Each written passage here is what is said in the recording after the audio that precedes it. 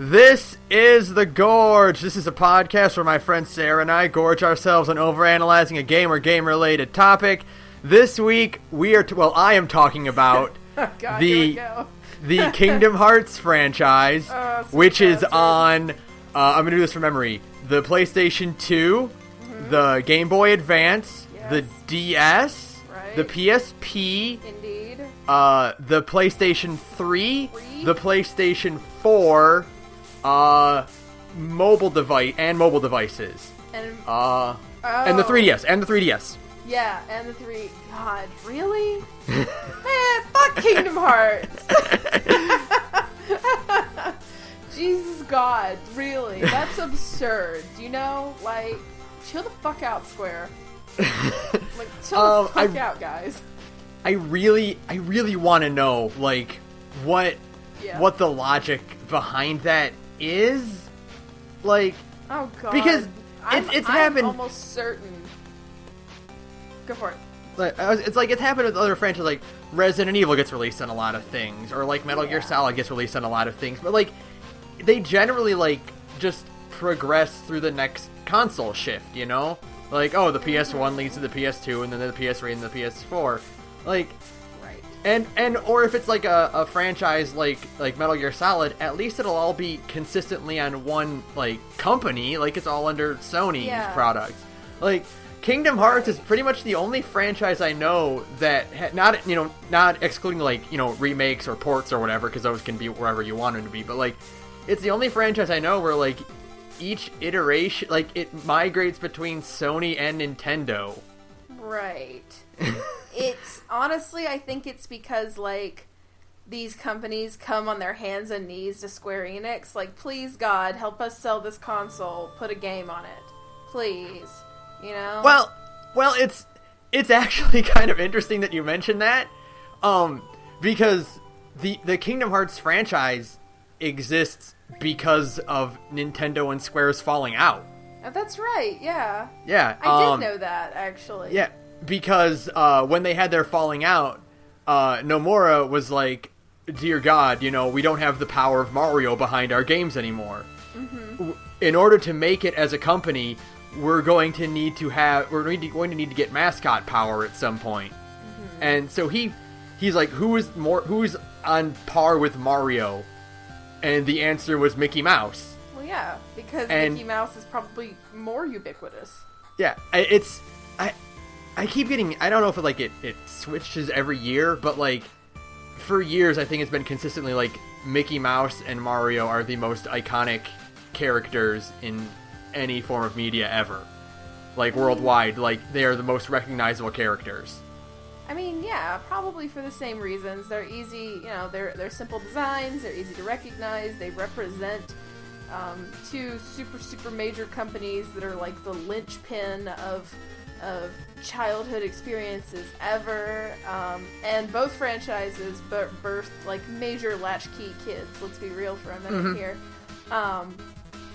You could pretty much, like, let your kid raise themselves as long as they had Disney movies and Nintendo consoles to play, So both of them kind of represent the ultimate in latchkey kiddom.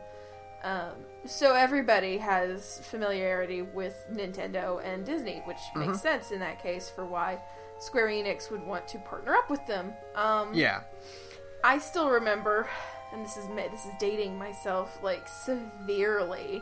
I remember reading the first Game Informer article about Kingdom Hearts when it was first being released back in fucking knows when. 2002. Yeah, long ass time ago. It's been 15 years. I would have been in 7th grade.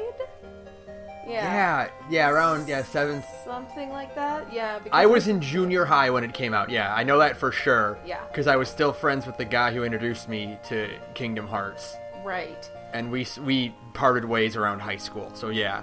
Okay. Yeah. So I just remember, and we said at Christmas, my major, the experience that allowed my family to realize, oh hey, Sara is probably pretty serious about this video game thing, centered around Kingdom Hearts. So, like, I have, fondish memories of Kingdom Hearts, but I will tell you, I stopped playing the series after DOS. Yep. I played Kingdom Hearts 2, and then all this other stuff got announced, and I went, you know what? I'm good. Yeah. I'll wait till Kingdom Hearts. Now, when Kingdom Hearts 3 comes out, there's a very, very good chance I'll probably play it. But, I'll be that asshole who doesn't know what's going on 90% of the time, unless I ask you.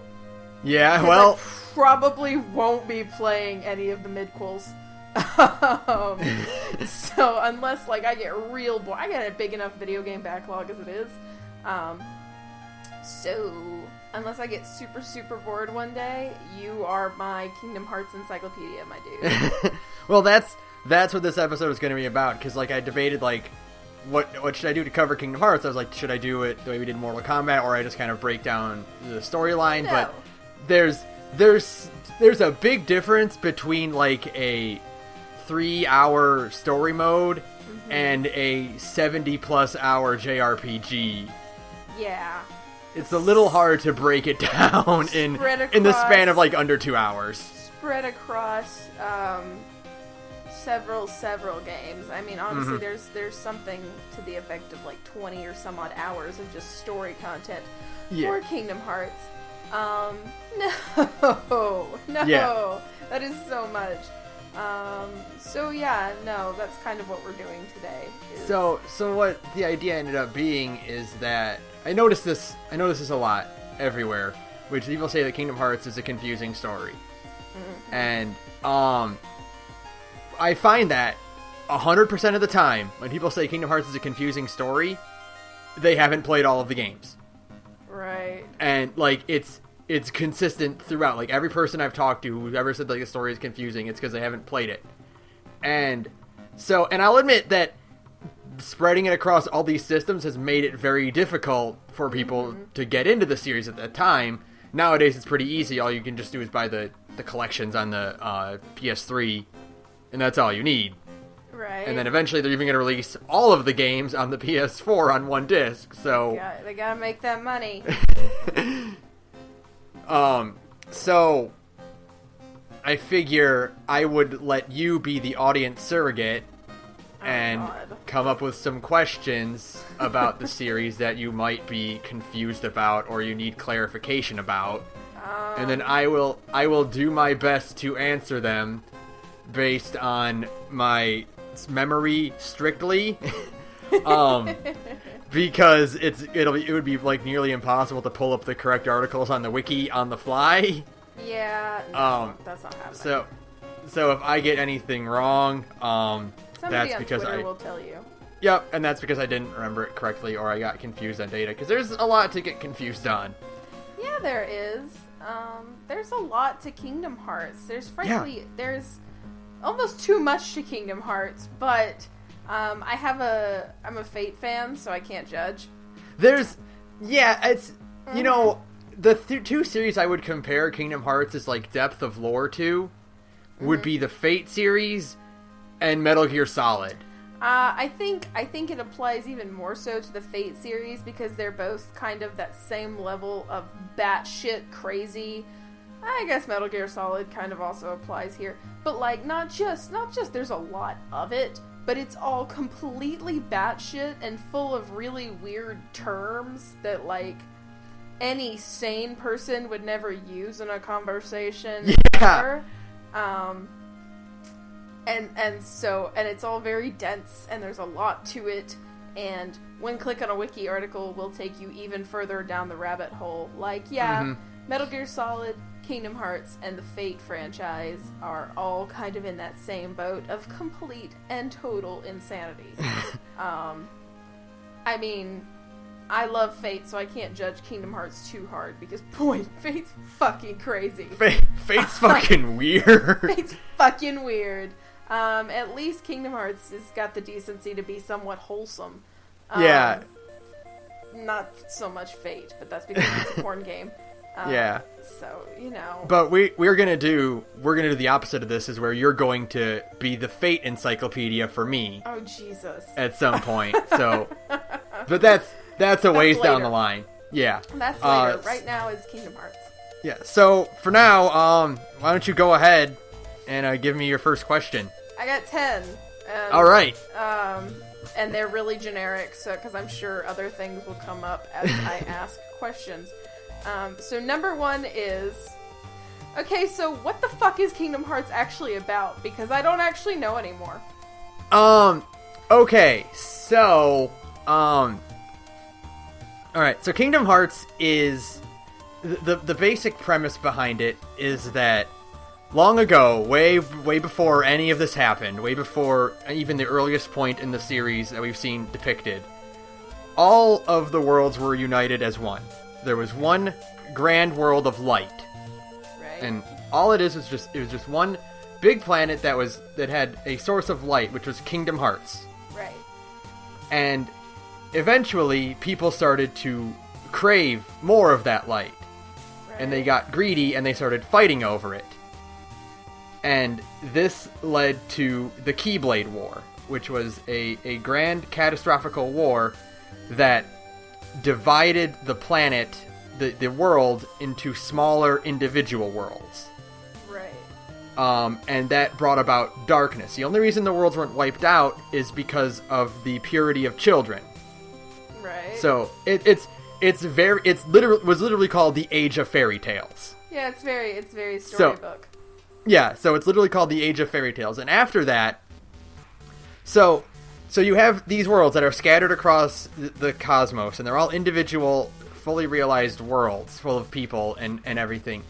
So eventually you'll find someone who wants to claim the power of Kingdom Hearts for his own. Now, Kingdom Hearts itself is, simply put, the heart of all worlds. Oh. So, and the heart being the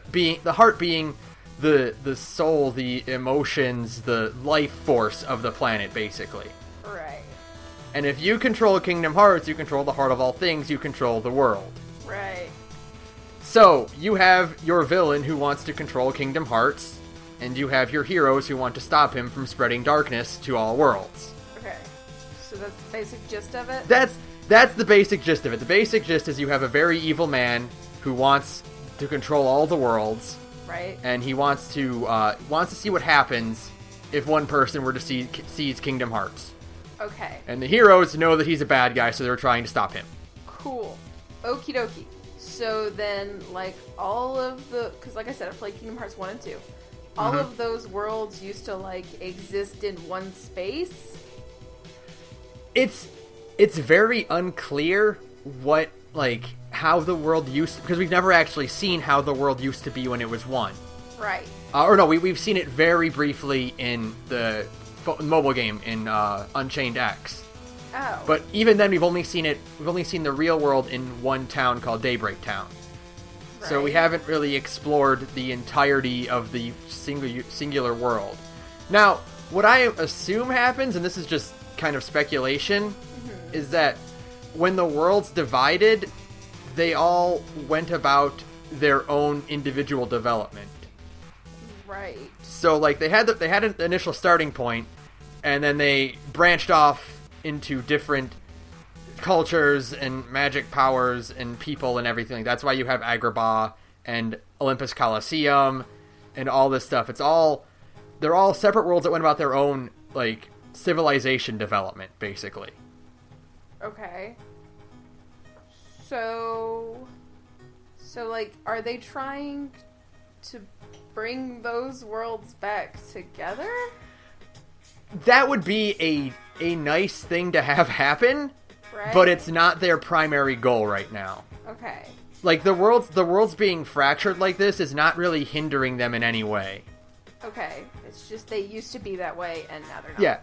They used to be one, and now they're not, and most people aren't even aware that other worlds exist. Right. Yeah. So, you're supposed to protect that order by, keeping it kind of on the down low, that other worlds exist in the first place. So it's not really a concern to bring them all back together. Maybe it'll happen at the end of 3, I don't know. It's not the hero's, goal right now. Their goal is to stop the spreading of darkness. Right. Okay. So, okay, hold on. Because this is now I'm like already spitballing new questions. So like okay, it's okay. So stuff like Hollow Bastion and Destiny Islands and the Disney worlds and stuff, right? Mm-hmm. They all. I've always wondered this, and I don't really know the answer. Are they all? Does that world kind of begin and end in just that city, or is there other stuff like outside Destiny Islands or whatever? Well, Do we so know that? No. it's there are implications that go either way. There are a few lines of dialogue throughout the series that kind of imply that there are other parts of the of individual worlds out there. Mm-hmm. For instance, in Birth by Sleep, I think in Olympus Coliseum, Phil specifically mentions the city of Athens. Yeah. Or in Port Royal, they refer to the gold as cursed Aztec treasure, which implies that the people of Port Royal are aware of the Aztec civilization. Right. So, and when you go to Atlantica, you can also see that there is a beach where Prince Eric will live. Right. So, it's kind of, or even so in when you go to the Notre Dame, Phoebus mentions that he is getting back to France, which implies that there are other countries besides France. So, right. You can kind of assume that they're all fully realized worlds, but you're dropping down into that part of that world. Okay. That's so weird if you, like, think about it in a meta sense, because it means there's, like, 400 Frances out there. Like, if you overthink it, it starts to make your head hurt. Yeah. And know? that's why it's kind of one of those, like, out of sight, out of mind things. Right. Where it's like, okay, well, you know what? Yeah, it's implied that it's a fully realized world in case you want to think of, like, well, where do they get their... where does Destiny Island get its resources from? Like, right. You know, is there a trade market in Port Royal? Like, you know, or is it just this one little area? It's just kind of, like, floating out in the middle of nothingness. Yeah, so it's implied that there are other places to go to, but for the sake of story, they're not important, so they're not being mentioned. Okay. Yeah. Okay, so that's another question then. So, you know the Gummy Ship side quest, which sucks, right? Yeah. When you're in that, are you, like, flying through space, or is it some weird metaphysical shit? Yeah, it is the bridge between worlds. Okay. So it's not space as we think it, like traveling from Earth to the moon. Right. It is explicitly like a void between dimensions, basically. Okay. That you're flying through. And the reason we know this is because you go to outer space in Birth by Sleep when you go to the prison ship that was containing Stitch and Jumba. Oh. From Lilo and Stitch. So you're explicitly in outer space at that point, but most other world traveling times you're going like between dimensions, basically. Right, so it is like weird metaphysical shit. So yeah. I guess that kind of makes the whole there's 400 Frances thing make sense if it's just you're kind of technically hopping between dimensions in a way. Yeah, exactly. Like the worlds don't exist like in the sense that like, oh, the planet Earth was shattered and now there are, you know, now Asia is over here and North America is floating over here. Right. Like, no, it's the worlds were shattered and basically entered alternate dimensions, and that's why world traveling is such a complicated thing. Okay. Did I just lose you? No, I'm still here. Okay. Sorry, you blinked out for a second there. Oh. Your audio blinked out, so like that. Okay. Yeah, okay, that makes sense. Because, yeah, when you overthink it for too long, suddenly your head starts hurting. Yeah. It's like, no, there's so much to take in. I'm only one person. Yeah, so you're like, well, wait a minute. Does that mean that Hercules exists in every world and we're just meeting one? Don't think about it. Don't think about okay. it. The Hercules that you run into in the game is Hercules, and that's all you need to... Only Hercules. Yeah, you just need to worry about him and him only. Okay. Okay. Alright, so now that we've cleared that up, I'm trying to like think if there's anything related to like world crap. So okay, like in Kingdom Hearts 2, right? Mm-hmm. The end game level that's like the cool city thing. Yeah, the world that never was. Is that like is that a world? Is that just like a normal... I mean, the world that never was, it's, more or less, it's just the hideout for the organization. Yeah. It's one of their bases, and it's implied to be located like deep into darkness, and that's why it looks so weird. Mm-hmm. So like it's basically just a world that they use for their own purposes. It's not really explained where it came from or if they built it or what. But it's not really it's not like a populated world. It's just a place they use as their hideout, basically. Right, okay. And it just looks weird for the aesthetic. For aesthetic. Because you need a cool place to go to for your final boss. Your final boss world and your final villain's lair. It's gotta look dope, and it does look really cool. Mm-hmm. It's been a long time since I played Kingdom Hearts, but I do remember that the world that never was pretty fucking dope looking. Yeah, it's a really cool place. It's pretty cool looking. I think that clears up. I'm sure more questions, like more world questions, will pop up. So question 2 is, why the fuck are there so many Soras? All right. So, this is actually one that I had a feeling you would ask, because it's one of the weirdest sticking points to the series. Right. Why are there so many Soras? The answer is there's not. There are a lot of Ventuses. Okay, which one? So let me break this down for you. Okay, so in Birth by Sleep, there is a character named Ventus, and he is the guy with the short blonde hair. He looks exactly like Roxas. Right. Now, Ventus, at some point, I can go really detailed, or I can give you more of a general oversight. Whatever you think. All right. Go detailed. Why not? Okay. I mean, we're here. Right. Yeah, it's called the Gorge for Ventus, originally, when he was around 10 years old, was the apprentice of Master Xehanort, who is the ultimate villain of the series. Leonard Nimoy, yeah. Yes, Leonard Nimoy, the old man. Right. He was Master Xehanort's apprentice. Now, Master Xehanort, the one being behind all this all, really, really, really wants to reignite the Keyblade world so that he can get back to Kingdom Hearts, so that he can access Kingdom Hearts. Right. And the reason he wants to do this is because he wants to see what happens when everything gets covered in darkness. Literally, his motivation for everything is, what would happen if I broke all of it? Oh, well, okay. That's all he wants to do is just figure out what'll happen. That's completely reasonable, sure. Yeah. So, his plan in order to reignite the Keyblade War is that you need light to clash with darkness. Right.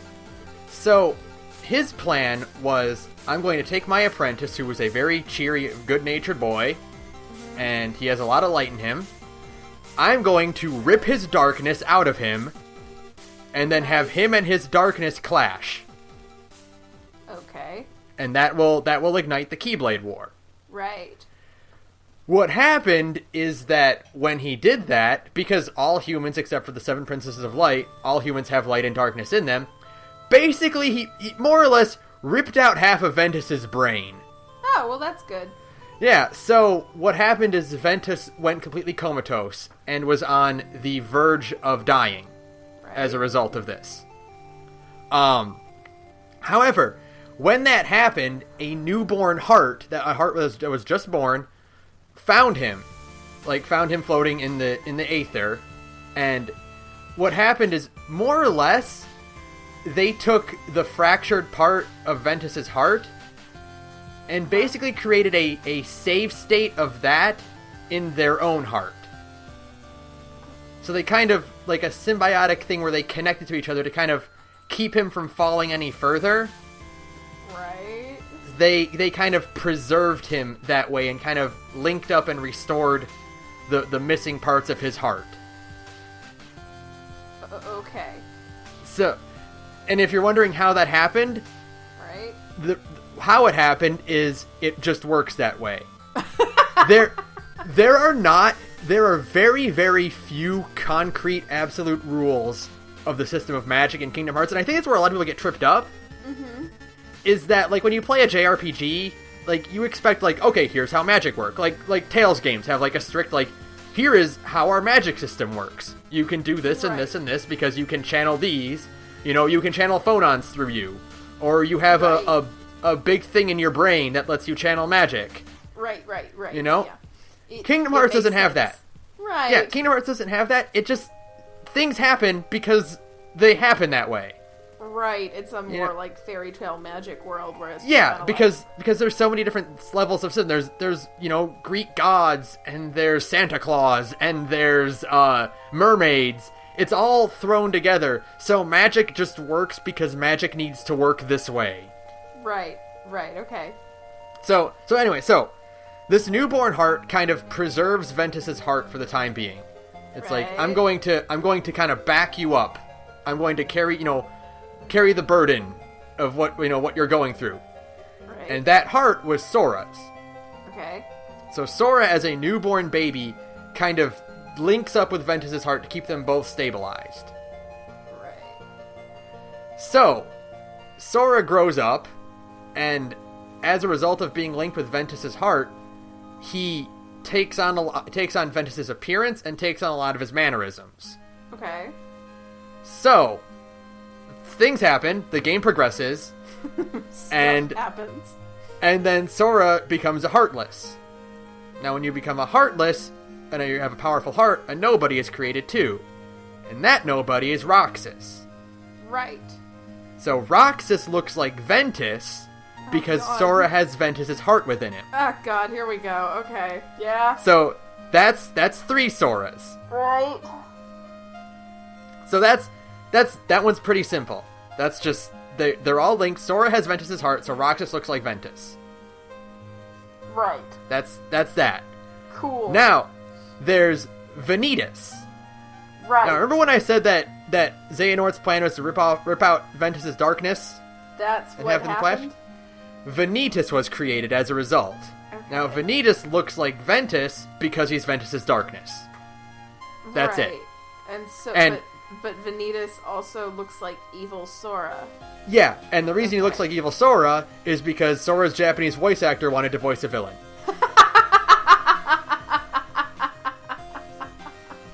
So that's... Yes, that's awesome. I respect that, man. I do. Sure, that's right. so like, and they have the same facial expression because they're two halves of the same person, and he has Sora's hairstyle because whatever he needed. That's just not? a design choice.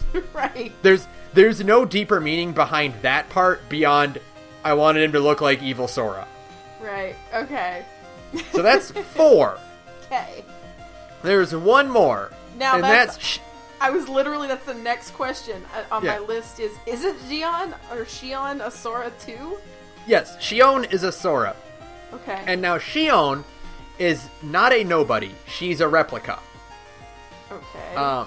And that replica. Okay. More or less, you're totally right. In Chain of Memories, one of the members of Organization 13, Vexen, was creating replicas of people, just clones. Is Vexen the blue-haired kid? No, Vexen is the he's the long blonde-haired old guy. He's not an old guy. He's got like an old guy. Oh, he's got longer hair and he's an ice themed. Okay. Yep. I know which one you're talking about. And the one that looks like Jade without glasses, coincidentally enough. Oh, that one. Yeah. So he was creating replicas. He created one of Riku. He created a bunch of Riku actually, and then you fight that replica of Riku in Chain of Memories. He's using it basically kind of to trick Sora and fool him along as they progress through the castle. Right. He created Xion, and Xion was created as sort of like a failsafe if Roxas failed in his plan. Now, they brought Roxas onto the organization because he can use the Keyblade, because he's Sora's nobody. Right. And they need a Keyblade user on their team to gather hearts. Okay. So, the idea behind creating Xion is that if Roxas fails or for whatever reason, they have a backup. Right. And Xion, they create, because at this point, when Roxas is created and Xion's brought on, Sora's memories being restored after the events of Chain of Memories, where his memory gets shattered. Right. So while the heroes are trying to put Sora's memory back together, some of those memories go into Shion. And so she has her own identity crisis because she was a replica of Sora. She's becoming more and more like Sora. Right. Cool. And now, the reason she looks like Kairi is because Kairi is the strongest person in Sora's heart. Aww. So, Gosh. so that's why she looks like Kairi. Okay.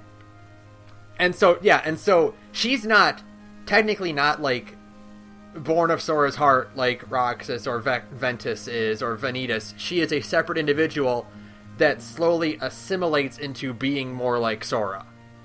Cool. What happens to her? Because she absorbed and solidified Sora's memories within her, Sora couldn't wake up. Oh. So, the only way to do that would be she has to be destroyed. Oh. So she agrees to let herself be destroyed and challenges Roxas to a fight, and then loses. Oh. Now, what's interesting about that is that because of the way memories work in Kingdom Hearts, having Sora's memories assimilated back into him had a backlash where now no one remembers Shion existed. Oh. So, Okay. So Axel and Roxas don't remember her at all. Oh, that sucks. So I thought nobody could die in Kingdom Hearts. Oh no, there's death in Kingdom Hearts. Oh, okay. People die. Oh, okay. It's just that the primary method of the way the villains work, prevents him from actually dying. Because when you're a Heartless, the Keyblade will just defeat you, your heart will go back to Kingdom Hearts, and then eventually your body will be restored to normal. Right? So, if you're a Heartless, you can't really die. Yeah, okay. And so their primary enemy is Heartless, so they're not really killing a lot of people. Or the same with Nobodies, who aren't, when you defeat a Nobody, they go back to becoming their own person. Okay. So you're not really killing people, it's just, there are deaths within Kingdom Hearts. Clayton died in Deep Jungle. Right. The Tremaine sisters, the evil stepsisters, died in Birth by Sleep. Okay. The replicas of Riku all died. They're not coming back at all. Right. So there is death, and I mean, you can go talk to Hades, the Lord of the Dead. Right, yeah. Orin is dead. So yeah, so there is death in Kingdom Hearts. It's just the primary method they're using to fight each other doesn't generally result in death. Okay.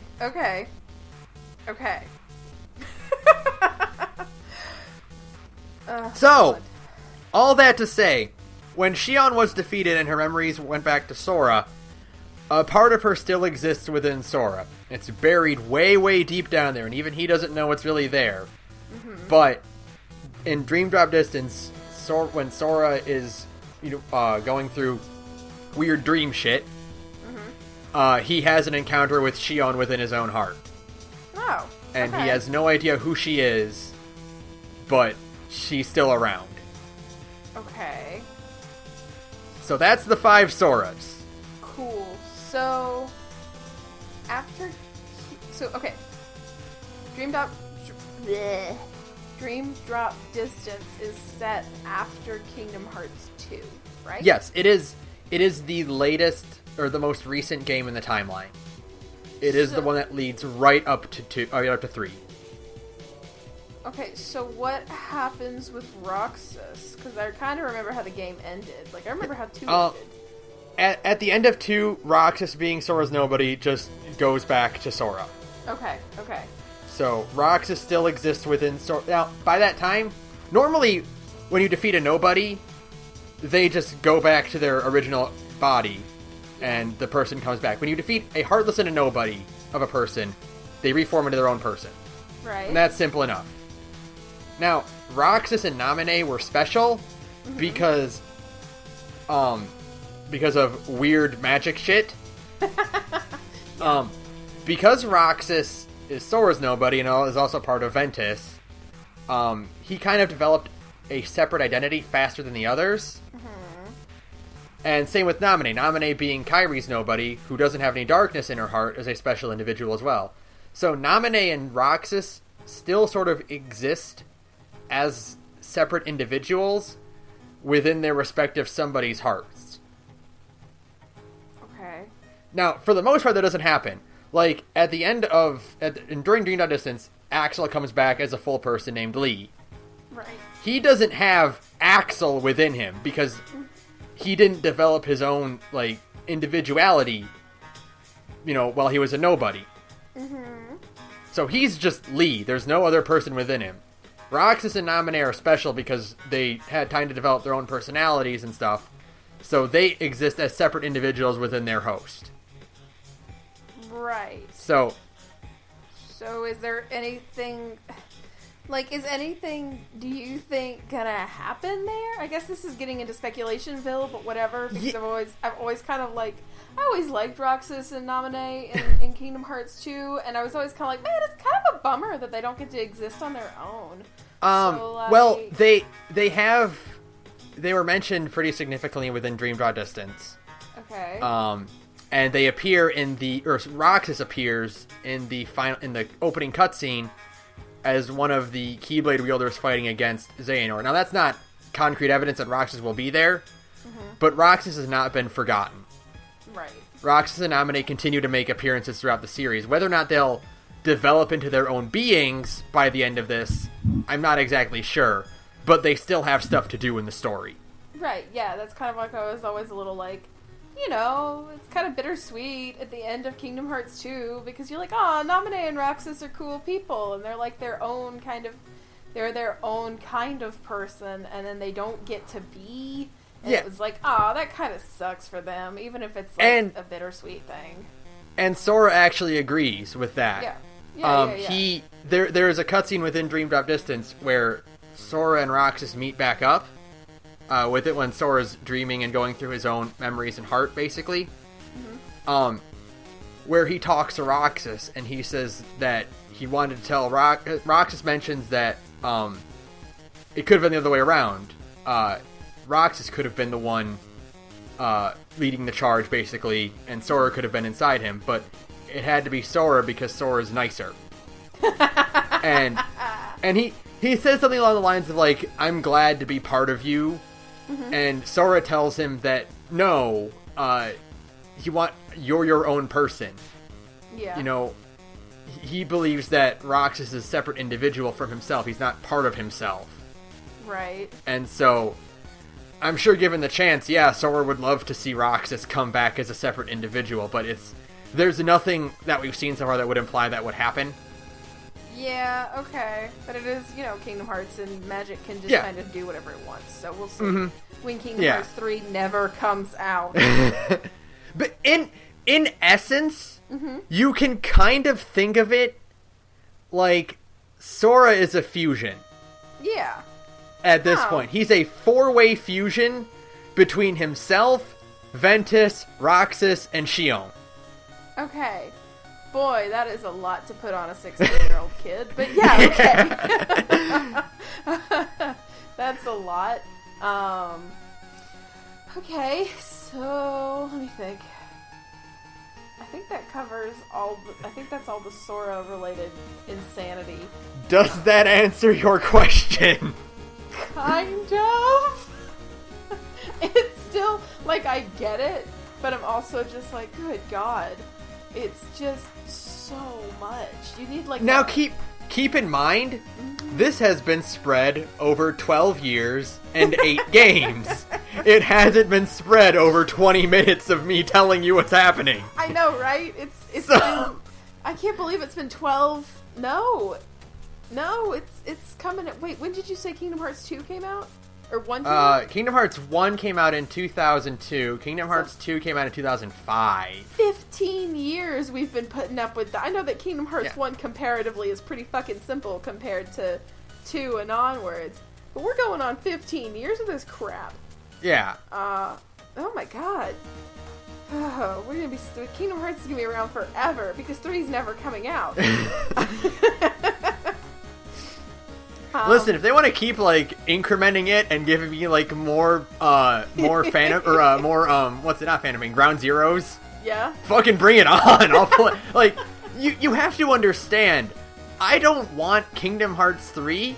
I want more Kingdom Hearts. I understand. You just don't want it to end because It doesn't have to be 3. If they want to keep making Kingdom Hearts games, I'll keep playing them all. Right. Because like Kingdom Hearts 3 is the end technically. I've heard Nomura say it's not the end, but it'll be the end of this first. His words are it'll be the end of this first story arc. Yeah, but I mean that's actually one of my questions. I will say I'll ask it right now, and then I'll go back to question 4 in a minute. Okay. Do you think Tetsuya Nomura actually knows what the fuck he's doing? Not at first. Right. But now he does. Okay. Kingdom Hearts 1 was going to be a standalone project. Mm-hmm. It was going to be one and done. Right. And he created another side, another story, the special ending where it's Roxas and Riku fighting in the rain. Mm-hmm. He created that as basically a sales pitch for future Kingdom Hearts games. Right. That wasn't supposed to really be anything. It was just like, hey, do you like that? Well, here's it was basically concept art. Right, yeah. It was like, here's a cool scene of these two guys in hoods fighting in the rain, and they're fighting Heartless. They got Keyblades, it's cool. Right. And then they're like, well, here's more money. Make more Kingdom Hearts. You said you had ideas, eh? And then Nomura went, oh, fuck.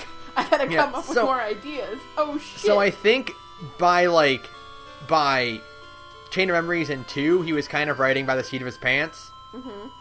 I think after 2, he really started to get more of a feel of where he wanted the story to go.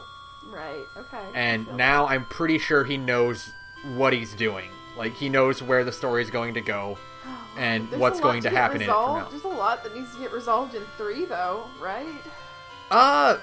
More... Yes and no. I mean, the big thing is, yeah, they need to stop Xehanort for good. That's a big deal. Right. But, like, most of the other, like, side plots are either in the process of being developed or already have been developed. And that's kind of what 3D was for. Right. 3D... One of the trickiest parts about this franchise is that up until 3D, no one was on the same page. Okay. Either because characters weren't present to explain things, or details were left out, or there just wasn't time to explain things. Right. No one knows the state of everyone else until 3D happens, and they're like, okay, everyone, let's all group together and get caught up to speed. We're gonna have a powwow that is kind of like this podcast right now. And exactly. Everybody is gonna know what the fuck is going on. Here's where we are right now, guys. So, like, people are like, well, why didn't Mickey tell, Sora about this? Well, that was either A, it wasn't important to say at the time, B, he wasn't there to tell him, or C, he didn't know. Right. Like, we take for granted in a lot of games where we as the audience have knowledge that the characters don't, and it's usually not a big deal until it comes up. Right. So, like, when you have a series like this where you have so many different players running around and so many different, like, things happening all around the same time, yeah, it's easy to forget that characters don't know certain things. Okay. Yeah, I feel that. So, like, when does Birth by Sleep happen? Is it set 10 years before Kingdom Hearts 1? It is 10 years before Kingdom Hearts 1. Okay. That was like a small question. It was just kind of like, yeah. I don't know. I always assume just by like the kind of nebulous knowledge that I have of Birth by Sleep, I always figured it happened like way, way before Kingdom Hearts 1. No, it's 10 years, and except for, like I said, there was a 4-year point before, like, the start of the game where Ventus gets his heart shattered and is saved by the infant Sora. Right. But for the most part, the game happens 10 years before the game. And because of that, Terra and Aqua visit Destiny Islands and run into little baby Sora and Riku. Aww, that's cute. It is pretty cute. And then Aqua also runs into baby Kairi, and that's also adorable. So where is Birth by Sleep set? Like, where's the major point? Like, the major... It's primarily set in, oh god, I can't remember the name of the cat. It's set basically on the, fuck it, I'll look it up right now. I can't remember the name of the castle. Crap. Is it like an original world kind of thing? I mean, obviously it's an original world. It's an original, like, it starts off as an original world. Land of Departure, that's it, the Land of Departure. Okay. And the Land of Departure is, basically just a training ground for Terra, Aqua, and Ven. Okay. And that's where they're taught by their master Ericus. Right, which is just Square remix. Yeah, Square, because his partner was Master Yensid. Yensid. Who is the Grand Wizard from the Sorcerer's Apprentice. Right, exactly. So I knew that part. Yeah, and so that's where that starts off as, and then of course it branches off into other worlds. Okay. And then it culminates, it goes, you go to Snow White's world, and you go to Sleeping Beauty's world, and all that, and then it culminates in the Keyblade Graveyard, which is the desolate wasteland that the Keyblade War was fought in. Which is its own world now, too. Yes, which is a separate place to go to. It's its own separate world. Okay. What else? And the Keyblade Graveyard, I'm pretty sure that is just the Keyblade Graveyard. Right. Like, there's no other world, like, there's no other part of the world beyond that part. Right, it's just like a giant desolate world full of Keyblades. Yep. What else? Which, there you go. They're all dead. Oh, okay. Yeah, they're dead. All dead. So, like, how are there so many Keyblade Masters? Because I used to think it was like a pretty big deal to be one, but it seems like there were a bunch and now there's not. Well, basically, yeah. I mean, before the worlds were shattered, you could just make a Keyblade. Oh. And you could, because you just take the light and forge your own. Oh. So, Unchained is about you are part of a 5-pointed guild of Keyblade wielders. Oh. And so you are going on your own missions as a Keyblade wielder, depending on which guild you team up with, which eventually will culminate in the Keyblade War, but before that, you're just, doing missions with your Keyblade. Right, okay. Now, after the Keyblade War, it became a lot harder to get one. Right. Because the worlds were shattered and nobody knew they existed. So it's like you need... How do you get one? It depends. They're Keyblades... It's easier if you stop thinking of them as the Master Sword, and think of them more as Green Lantern rings. Oh, okay. Because Sora and Riku got there, or Riku and Kairi got theirs because Aqua passed the right to wield the Keyblade onto Kairi. Right. And Terra did the same to Riku. Right. Now, Sora got it because it was supposed to be Riku's. The Keyblade that Sora has was supposed to belong to Riku. And that's part of the plot of Kingdom Hearts 1, is that Riku takes it back at one point. Right. Because Riku fell into darkness and he was supposed to receive it, it went on to Sora instead, the next best person. And then Riku eventually got his own. Yeah. So, we're not shown how Riku got his, but we can assume he either forged it himself, or he found it, or whatever. Okay. Mickey got the Keyblade from Master Yensid. Then he found his own in the Realm of Darkness, which is, you see that in point 2. Okay. You see, because he originally had the blue one, the Starseeker. And then he gets the golden one, the Kingdom Key D, in the Realm of Darkness, because he needed a Keyblade of Darkness to counteract Sora's. lord. Okay. So, again, when you start thinking of Keyblades less as the Master Sword and more as Green Lantern rings, they still have their significance, right. But it makes more sense that people can just get them. Yeah, exactly. Okay, I feel that. Yeah. Okay, where were we? You, on your list, you asked about Sora, and then we switched to a different question lower down your list. Okay, so the next question is we talked about Sora, why the fuck are there so many Xemnases, or Ansems, or Xehanorts, or whatever? Alright, so, Xehanort's a little bit weirder, but also a bit simpler than the Sora situation. There's the Sora five situation, of them, though. The Sora situation is a lot of different people who are deeply connected to Sora. Okay. Right? Like, they're all separate individuals that are all, like, webbed together with Sora. Right. Xehanort is all one dude who goes by different names. But, okay. Alright. So, first off, there's, and I'll break down what they're generally referred to as in each incarnation. Okay. So the first one, chronologically, is young Xehanort. And he is just Xehanort as a teenager, who appears in 3D and will appear in 3. He lived on Destiny Islands, then he left, and became old. Okay. So there's the next is Master Xehanort, who is Leonard Nimoy. Right. He is an old Keyblade master who trained Ventus and was partners with Ericus and Yensid. Right.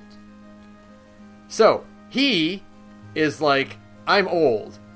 I'm gonna die soon, but I want to see what happens when I open the door and let all the badness in, and what'll happen to the world. I want to start the Keyblade War, but I'm old and busted. I need me a hot young body. And he sees Terra, and he's like, that'll do. The ultimate in hot young bodies, yeah, sure. Yeah, so he defeats Terra and possesses his body. Okay. Becoming just Xehanort. Okay. So, there's young Xehanort, who is just teenage dirtbag Xehanort. Right. There's Master Xehanort, who is the old man. Old man and then dirtbag. and then there's just plain old Xehanort, who is Xehanort possessing Terra's body. Okay. So then who's the guy in Kingdom Hearts 1? So, Xehanort, Terra Xehanort, or Terranort, as some people call him. I'll just call him Terranort to keep it easier to distinguish. Terranort eventually makes his way to Radiant Garden. Okay. And now, Radiant Garden back then was a paradise of good-natured people and hospitality, and it was led by a man named Ansem the Wise. Right. Now, Ansem the Wise was a scholar who was studying the darkness, and he had a whole slew of apprentices, Terranort among them. Now, keep in mind, again, this is where it's, hey, we know things the characters don't. Ansem the Wise has no idea who Xehanort is.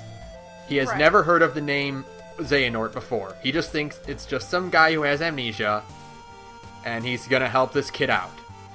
Right. So, eventually, Terranort wants to go deeper into his research of darkness. Ansem forbids it. Catastrophe happens. Terranort divides himself into a Heartless and a Nobody. He succumbs to darkness and becomes a Heartless. Okay. This happens to all of Ansem's apprentices. Right. They would go on to form Organization 13. Right, I knew that part. Okay. After this, Ansem the Wise flees and becomes Diz, who is going to work things from behind the scenes and try to, confront his former apprentices again. He's the guy with the face all bandaged up and stuff. Yeah, with the bandaged face. So he leaves. So he's done. Cool. So, Heartless Terranort decides that he will continue his research. Okay. So he takes on the name of his former master. Ansem. So now he is Ansem, Seeker of Darkness. Okay. And that's who you fight in Kingdom Hearts 1. Right. Okay. Billy Zane or Richard Epcar. Right. Okay. And he's just referred to as Ansem, whereas Christopher Lee is called Ansem the Wise. Yeah. And its full name is Ansem Seeker of Darkness, but that's long, so he's just Ansem. Right. Now, there's also the leader of Organization 13, who is just Xehanort's nobody. Okay. And he's just Xemnas. Oh, yeah, because names mix... Yeah, right. Yep. So names that's... mixed up with an X in it, yeah. Yeah, that's all the Ansems. It's all just one guy at different points in his lifetime. It's just one guy who is such an asshole that he can't be contained as one asshole. He's got to be like 40 different ones. Yeah. Okay, now, I gotcha. So, that's actually really important for two reasons. Okay. One, and it's kind of what makes what I think is the coolest part about Xehanort as a villain. Mm-hmm. Most JRPG villains out there, you think of your Tales villains or, your Final Fantasy villains, they generally have one plan, and that plan has a lot of different parts in it. Yeah. Right? But ultimately they have one goal. Right now. Yeah. Yeah, they've all got, I always compare Xehanort to Master Van, because I think they're pretty comparable in levels of, really, really good, well-written villain. Mm-hmm. Yeah. Van has one big plan, and his plan has a lot of obfuscation in it, and a lot of manipulation in it. Mm-hmm. Xehanort has one goal, and a ton of plans. Okay. So his ultimate goal is to gain access to Kingdom Hearts. Right, and then open the door and see what happens when darkness takes over everything. Yeah. Right, I know that part. That's his ultimate goal. But, in Kingdom Hearts 1... Ansem's plan is to, what if I took all the Princesses of Light and forged a Keyblade out of that and used that to open Kingdom Hearts? That didn't work. Okay, whatever. What if I made my own fake Kingdom Hearts out of a whole bunch of hearts that the nobodies collect? That didn't work out. Okay, whatever. What if I just started up the Keyblade War again? That's the ticket. Okay, that's pretty cool. He doesn't care if you foil his plans, because he's got a whole bunch more ready to go.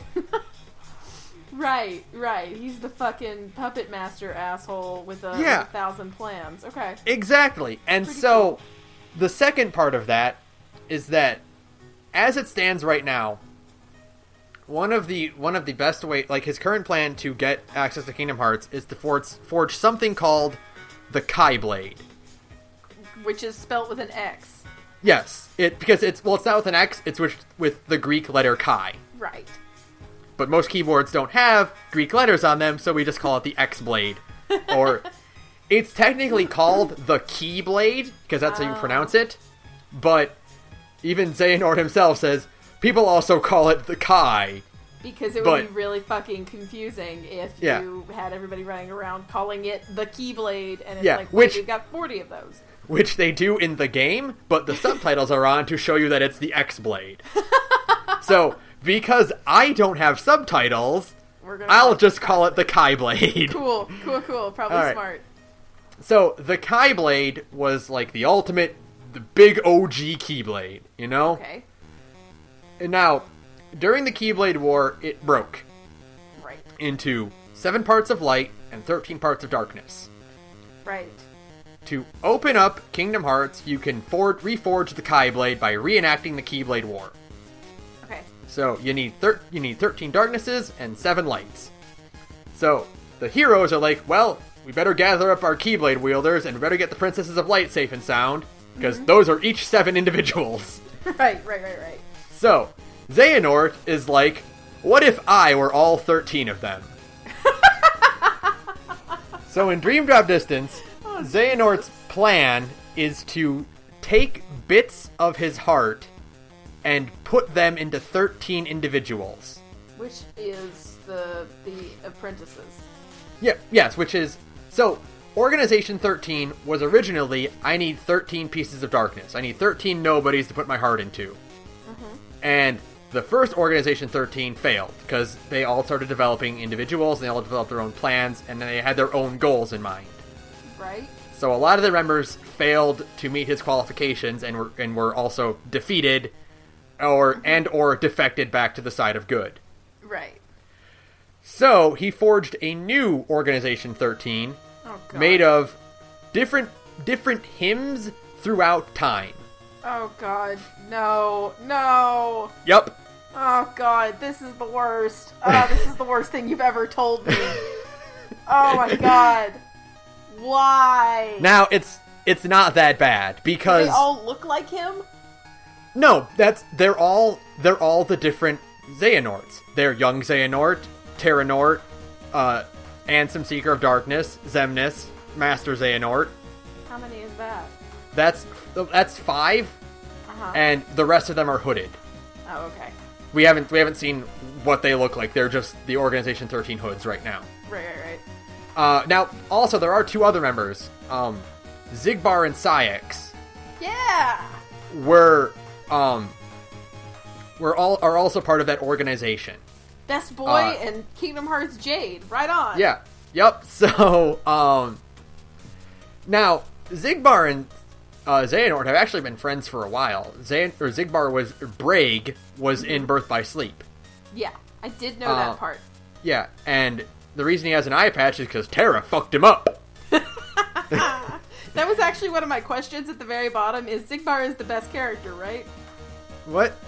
One of my questions at the bottom of this list is, Xigbar is the best character, right? Yeah, Xigbar's one of the best characters, man. I love him. He's a fucking, like, middle-aged surfer dude who, like, literally is almost there to translate Xemnas' flowery language for Sora. But he's still, like, straight up villain, right? Like, he's an asshole. He is pure evil. Like, he's a perfect candidate for the new organization, right? Because he is just pure evil, sadistic, twisted guy. He's just an asshole. Yeah. Awesome. Boy, I sure know how to pick the favorite character. I know how to do this, like, consistently. Even across game series that I don't even play a lot. Like, I played Kingdom Hearts 2, and I was like, you are my favorite because you're an old guy with a scarred face and an eye patch. Yeah. I love you. And he talks like a surfer. And he's got dual-wielding sniper rifles. And yeah, I know they censored that shit in the American version. Whatever. I mean, yeah, they did, but I think it worked out, because, like, the censoring was they took, like, a standard military-type reticle, and they turned it into, like, a cool purple swirling reticle. Yeah. And it's like, okay, well, that looks cooler and looks more like what you would see on his kind of weapon. Right. But the point is, like, all of these things, and I was like, you are the one I like the most out of all of these characters. And then, surprise! He's going to be even more relevant than ever now, which is kind of really cool. Amazing that... Because, most of them you could have been like, okay, they're one and done, Right, yeah, I totally figured Xigbar was going to be one and done, for sure. Like, after Kingdom Hearts 2, I'm like, oh, half of these characters are never going to show back up. Even I knew, not playing a lot of Kingdom Hearts, like, I saw Axel and I knew how popular he was, and, like, they tried to kill him off the end of 2, and I was like, you're not done. Nah, he's going to be back. He's going to come back and do more. You are fine, because you are that popular. I know for a fact how this shit works. And you are coming back. But Xigbar, I didn't think would come back, because, I mean, he is a middle-aged dude in a game full of Japanese pretty boys, Yeah, and, like, he didn't do a ton in 2. He didn't. He was just kind of an asshole. Not that I didn't appreciate he was a mini-boss, and then you took him down, and then, you thought it'd be over. But no, turns out he's actually one of the more relevant characters in the series now. That's pretty cool, honestly, that the badass middle-aged dude gets to be, actually irrelevant, but... anyways, so him and Saïx are part of the new organization, along with what we can presume are 11 other Xehanorts from different points in time. This game series is so fucking ridiculous. Awesome. Which I absolutely love, because, like, you'd expect another villain to be like, okay, well, I'll gather new recruits. This guy's like, what if it were all me? Though, what if it was only me? That is, like, the perfect distillation of the phrase, if somebody else can't do it right, I guess I'll just have to do it myself, Like, that's exactly what's happening here. Yeah, all he wants to do is see what would happen, so why should he share that? No, it's him. True. I want to do it. It's just me. It's just me and these 2 other guys. Yeah. Oh my god, okay. Oh, it's so fucking ridiculous. I love it. Alright. That's great. love the series so fucking much. I know you fucking do. What else is there? Okay, since you just finished playing it, what was up with the newest game? Like, we just had something come out like last week, and it came out the same day as Berseria. Okay. Fucking why? Okay, so what they did is they were really nice about releasing these games again. So like, okay, we understand they're all in different consoles, so we'll release these compilations. Right. So both of them, there's 1.5 and 2.5, and both of them have a numbered title, one of the handhelds, and then a cutscene compilation movie of two of the other handhelds that would have been way more difficult to straight port to a device without a touchscreen. Right, yeah, right. So, they now released 2.8, which contains Dream Drop Distance to round out all of the available games at the time. It released a cutscene movie, actually not a cutscene movie, a full-on cinematic movie that gives you a backstory of the mobile game. And then Point 2. And now Point 2 gets called Ground Zeroes a lot because that's literally what it is. Right, yeah. It is a prequel to 3. And all it is just a separate individual world. And it takes place it takes place right during the time of Kingdom Hearts 1.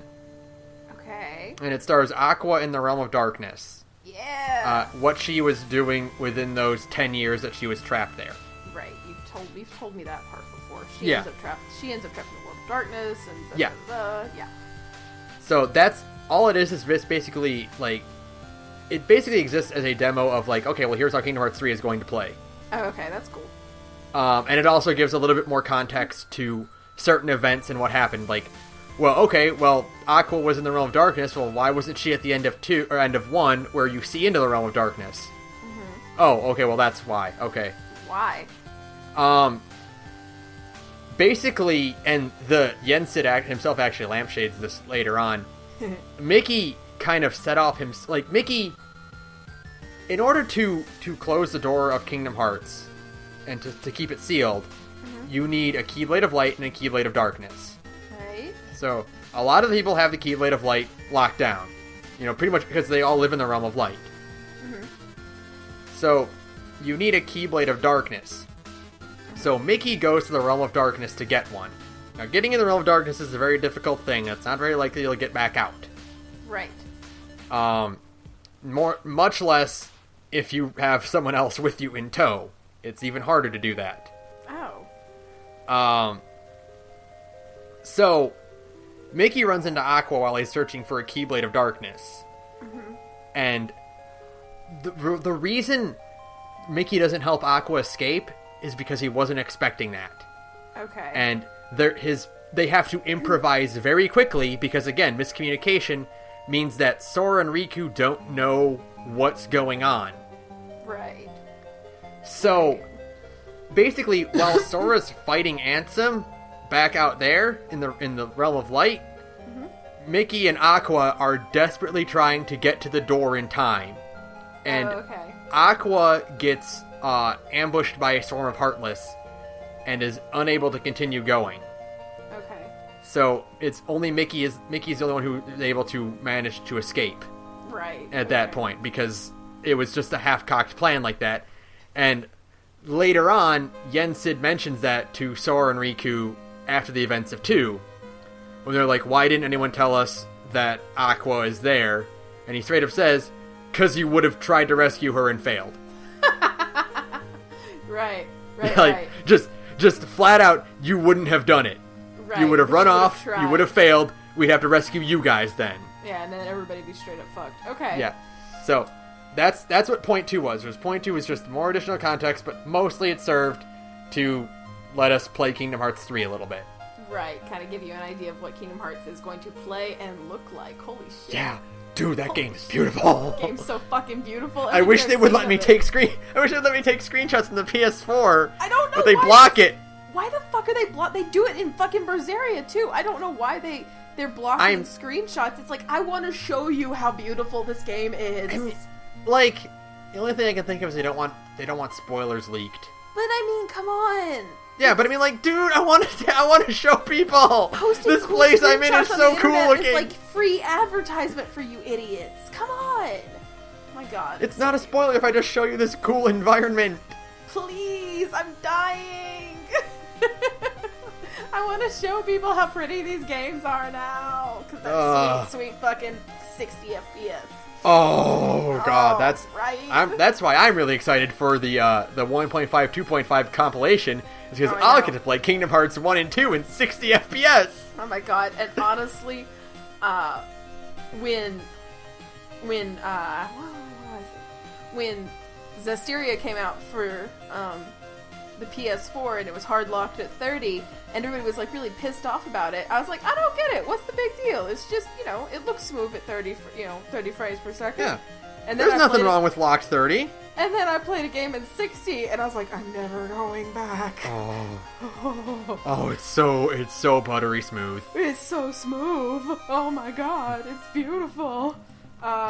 It's amazing. Yeah, so, like, for that reason, like, that is probably one of the reasons I'll end up playing Kingdom Hearts 3 eventually, like, down the line, is because it's pretty, Yeah, it's pretty. They're gonna make this game look great, man. Like, everything I've seen so pretty. far. I'm just like, oh, this game looks... Like, we had a little bit of roughness early on, like, the shading wasn't all there, but, like, playing Point 2, I'm just like, oh, this game is gorgeous. It's incredible. Yeah. Like, I'm really, like, that's probably the reason I'll end up eventually buying Kingdom Hearts 3, is because I just want to see pretty video games. And, I mean, I need more JRPGs. I'll never have enough. So, yeah, what's the other... let's see. And then the other questions were just, like, more, like, goofy questions. Okay. What the fuck is up with these stupid names? Like, how do you pronounce 352 divided by 6 or whatever? Okay, so, all the games actually do have, like, they're not just random words. They all have meaning to them. Are you sure?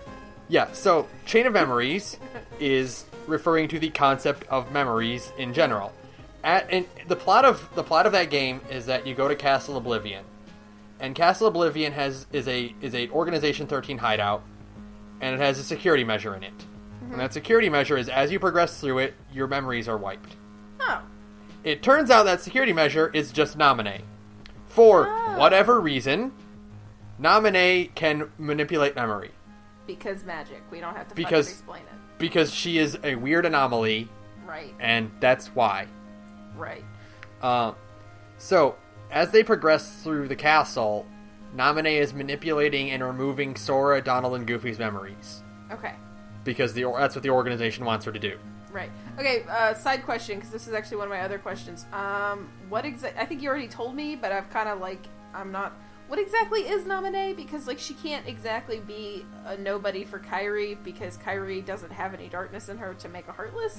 No. Okay, so... Kairi is Naminé... Yes, Naminé is Kairi's nobody. Right. Kairi can't form a Heartless. Yeah. So, there's nothing that says she can't form a nobody, because her heart is strong. Right, but how did that happen? It happened during 1.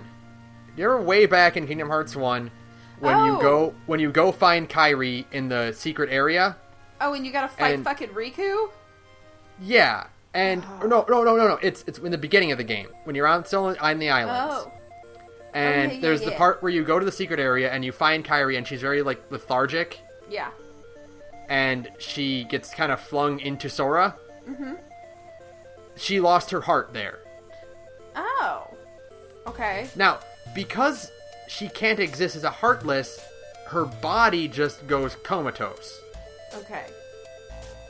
And her nobody was created as a result of that. Oh. Now, okay. We know why Roxas doesn't look like Sora, is because he looks like Ventus instead. Mm-hmm. We don't know why Naminé looks different from Kairi. Why she has blonde hair and, is a completely different looking person like that. There's never been a reason beyond, I think, Nomura just wanted to hide that she was indeed Kairi's nobody.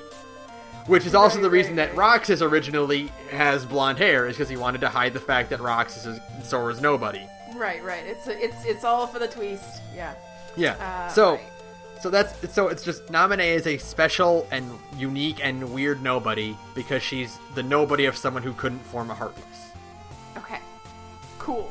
So, all that to say that Namine has memory controlling powers, and she uses that to remove Sora, Donald, and Goofy's memories of their previous adventure. Right. So, by the end of that game, Namine agrees to restore those memories, which is why Sora's asleep for a year. And they need to put together his chain of memories. I get it. Okay. As a side effect of that, because memories are a two-way street in Kingdom Hearts, everyone but Riku and Mickey, except for Riku, Mickey, Diz, and Namine, forget that Sora, Donald, and Goofy exist. Oh. Which is why nobody on Destiny Islands ever freaked out that their son was missing. Right, okay. Because they forgot he existed. Right. And that was part of Kingdom Hearts 2, was also Kairi remembering them. Yeah, remembering that was after he woke up, she remembered that he existed. Right. Cool. So, that's Chain of Memories. Right. Now, 358 over 2 days... Is that how you pronounce it? Yes, 358 over 2 days is because... Remember, Kingdom Hearts 2 begins with 7 days of you playing as Roxas? Uh-huh. And Sora was asleep for a year? Yeah. What's 365 minus 7? Oh! Okay. 358 over 2 days is, because it's about Roxas and Xion, is both of their years with the organization. Which culminates in 358 over 358 days, because Roxas then spends a week in the simulated Twilight Town. Right. Okay. So that's that. Okay, cool. I get it now. Now, Birth by Sleep gets a little bit weirder. Okay. Birth by Sleep refers to the rebirth of Ventus. Okay. Because in the beginning, Ventus gets his heart shattered and goes comatose. Right. So he reawakens, reawakens at his rebirth after sleeping. Okay. Because after he wakes up, he starts forming his own identity again. Cool. Now, at the end of Birth by Sleep, Ven and Vanitas fight. The Kai Blade is formed again, and then in order to prevent it from awakening, Ven slays Vanitas. Okay. And shatters himself again. Oh. So he's comatose again. Aww. So it's very crucial that Sora go and find him, because remember, Sora is basically a backup hard drive of Ven. Okay, I get it now. So Sora can wake Ven up again, but he needs to know that Ven exists for that to happen. Okay. So someone needs to tell him that Ven exists, and that's what Sora needs to do, and they can go track him down. Right. So cool. He is awaiting his birth by sleep. Okay. Now, Coded, which is one of the DS games, Coded is a game that just refers to, after the events of 2, Jiminy tries to piece together the data in his journal that got wiped out, and so they digitize the contents of the journal and have Data Sora run around and piece it together. Okay. So it's just coded. It's a code. Yeah, like you're coding a script. Right. So that one's that. Yeah. Now, Dream Drop Distance refers to, for one, the plot of Dream Drop Distance is that in order to, hey, Sora, Riku, go, do your missions, go save everyone, right now, go. They have to become Keyblade Masters. Mm-hmm. Now, that process takes years. They don't got years. So, they're on a Yensid, limited time scale. Yeah, Yensid is like, this is very unconventional. We're going to send you on a mission, and if you pass it, you'll be Keyblade Masters. And that mission is to, after the events of 1, after we restored the worlds, some of the worlds kind of got caught up on fully awakening. They're kind of stuck a little bit jammed.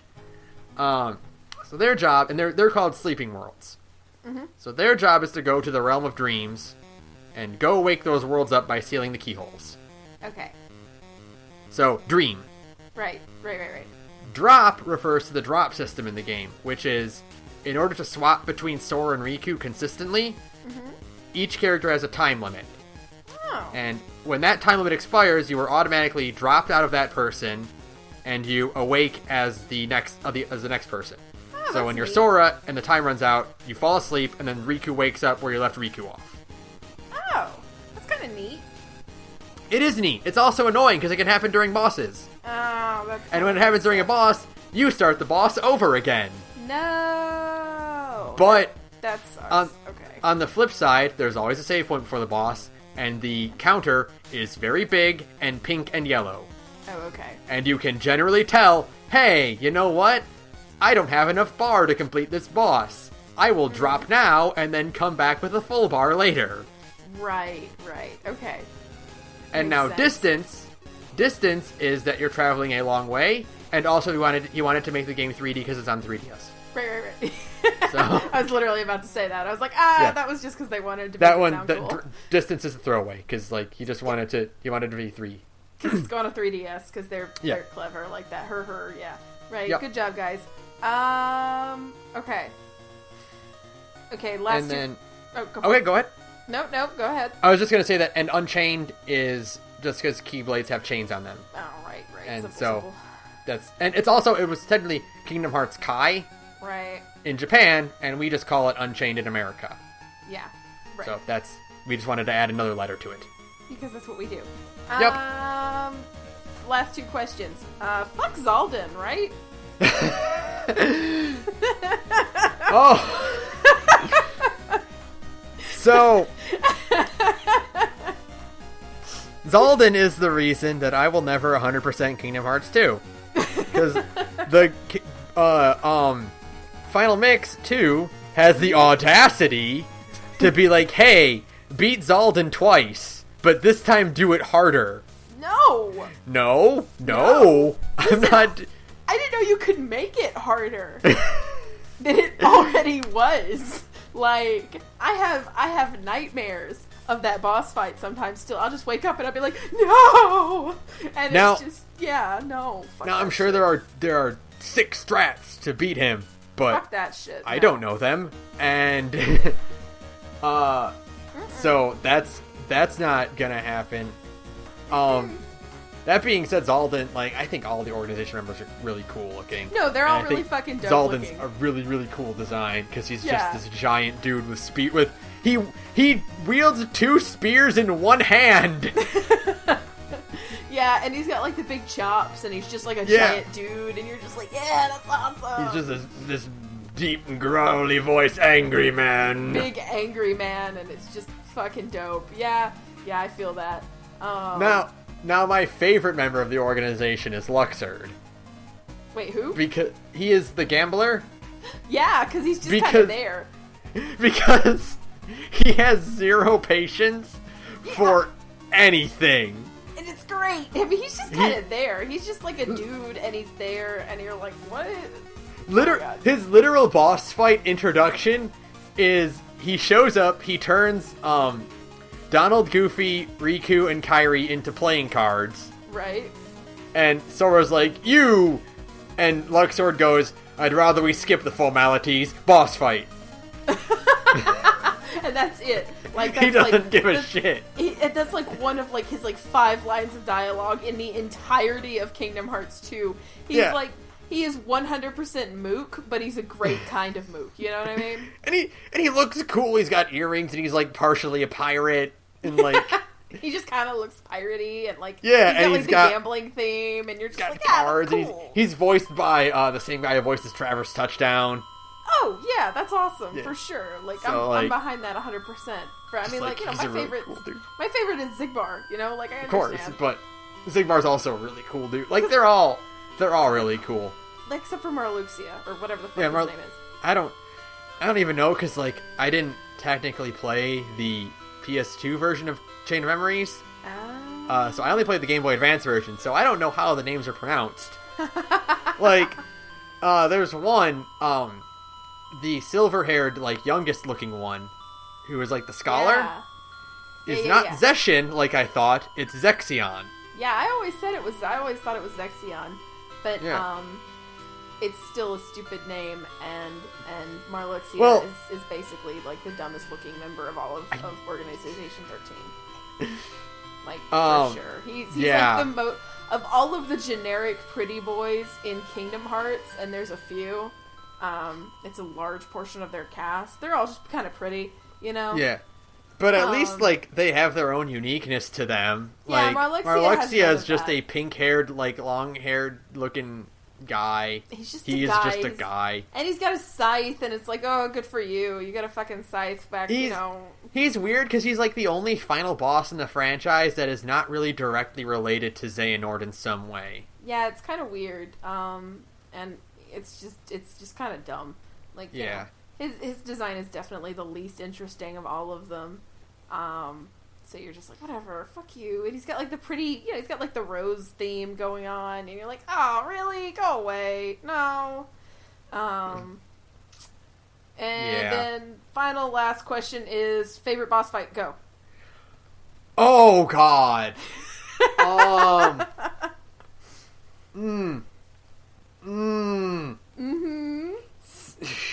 Because I want to talk about this afterwards, like when if you'll just let me gush about the game for like a half hour after you're done with your questions. Right. I love the way Kingdom Hearts plays as a series. Like, the gameplay's so good. So like, it's really hard to pick like a favorite boss fight because they're all like, there's really gotta be one that you like more than all the others, though. I'm gonna say the duel. It's a Final Mix exclusive. Mm-hmm. The duel with Roxas in The World That Never Was. Okay. You might remember there was a cutscene where that happens. Yeah. Where once you get to the world that never was, you get ambushed by nobodies, and then Sora kind of passes out for a bit, and he and Roxas have a duel within the station of Awakening, where it's like the stained glass flooring. Mm-hmm. It's a cutscene in that. In Final Mix, you get to play that. Fuck and yeah. It's hard. It's so hard. But it's just like they play a theme that only plays during that battle, and it's a really somber, like deep, like remix of Roxas's theme. It has one of the best reaction commands for that boss ever, which is where Sora steals Oathkeeper and Oblivion from Roxas. What? So he wields all 3 Keyblades at once. Fuck, that's so cool. Okay, that's pretty cool. So, and there's also like one of those really cool, like, you didn't have to do this, but you did it anyway. Mm-hmm. So in 2, there's the drive system where you can, change your outfit to Master, Final, Wisdom, and Valor. Like you get 2 Keyblades for a lot of them. In Final Mix, you get Limit, which is Sora channels his previous incarnation, like his Kingdom Hearts 1 variation, and you get all of his abilities that are exclusive there, like Ars Arcanum and Zantetsuken and Ragnarok and stuff like that. And Strike Raid, which is one where he throws the Keyblade and then calls it back to him. Right. If you can only do Limit. Limit doesn't consume a party member, so you can just do it whenever. Mm-hmm. So you can only use the Limit in that boss fight because there's no party members available. Right. If you do Limit and then take Roxas' Keyblades and then do Strike Raid, he throws all 3 of them. Oh, that's fucking rad.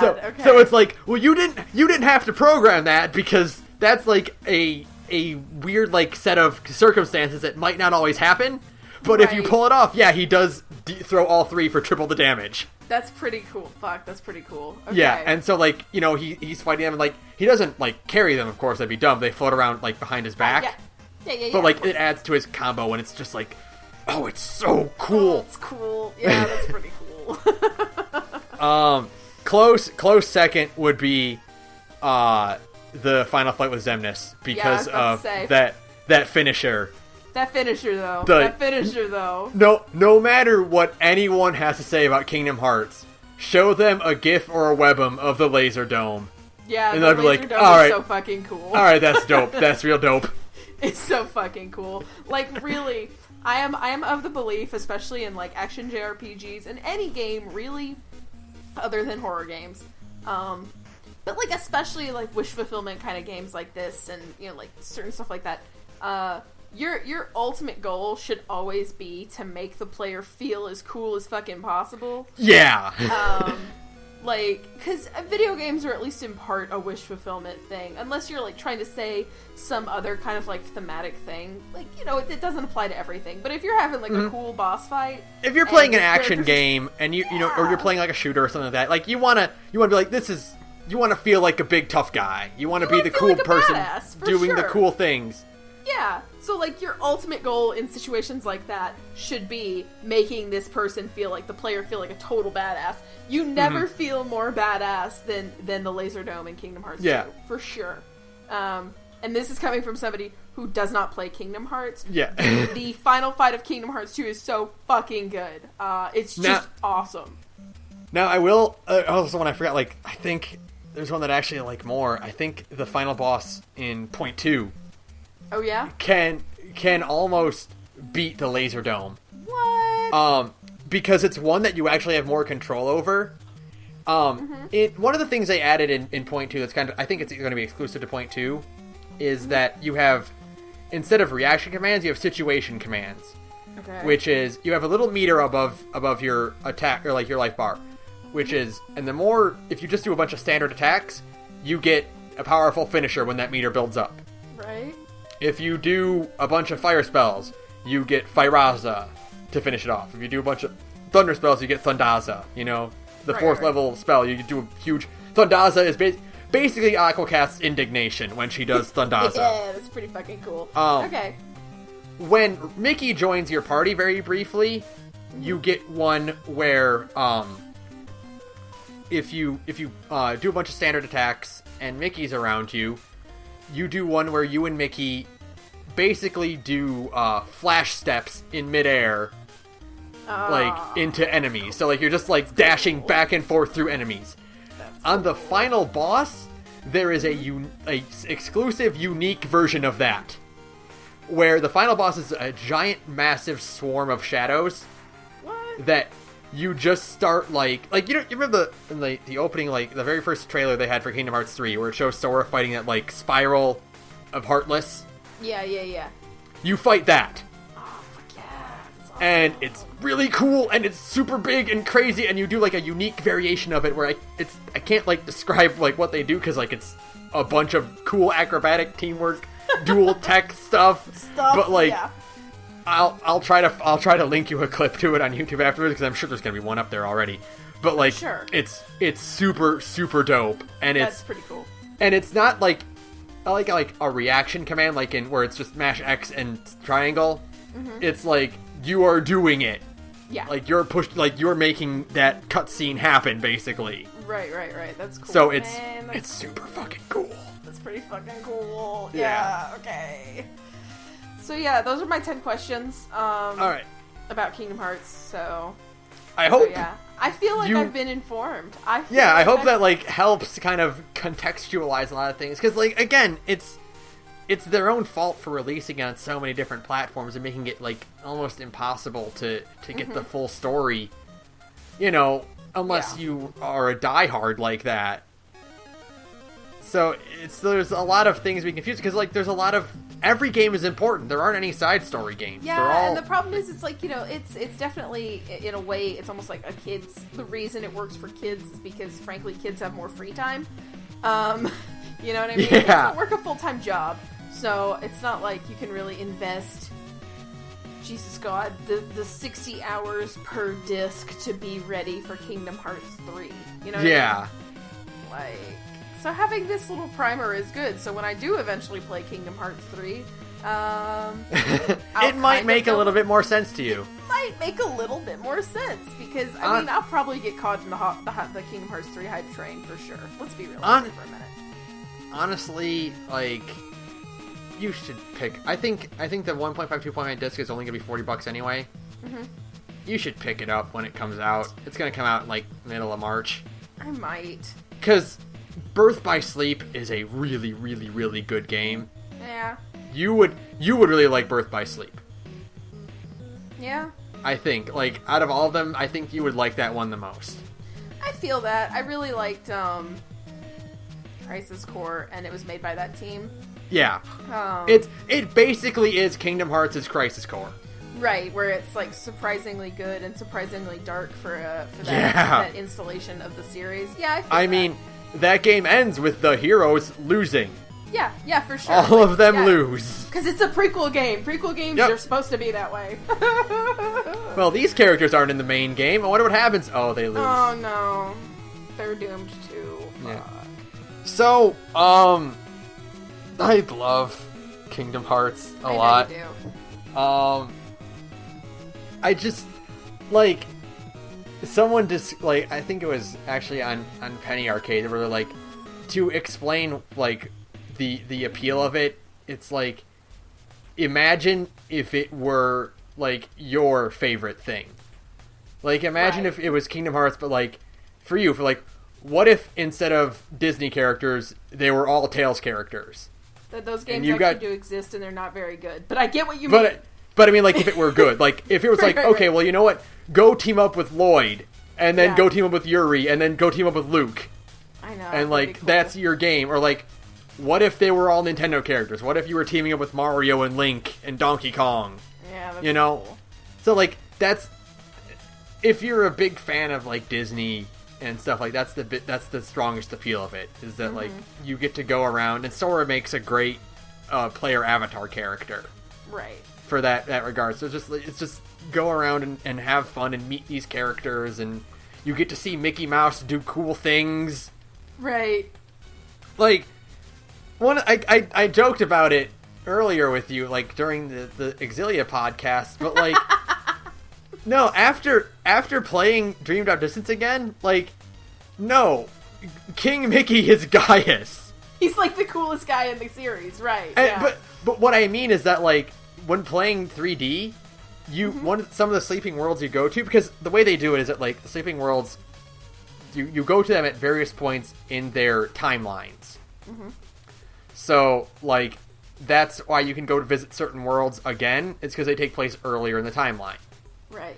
You go to 2 worlds that are during the point where Mickey isn't king yet. Yeah. And you get an actual, like, timeline of Mickey's development into taking the throne. Right. Mickey was not born into royalty. Right. He married into it. That's so ridiculous.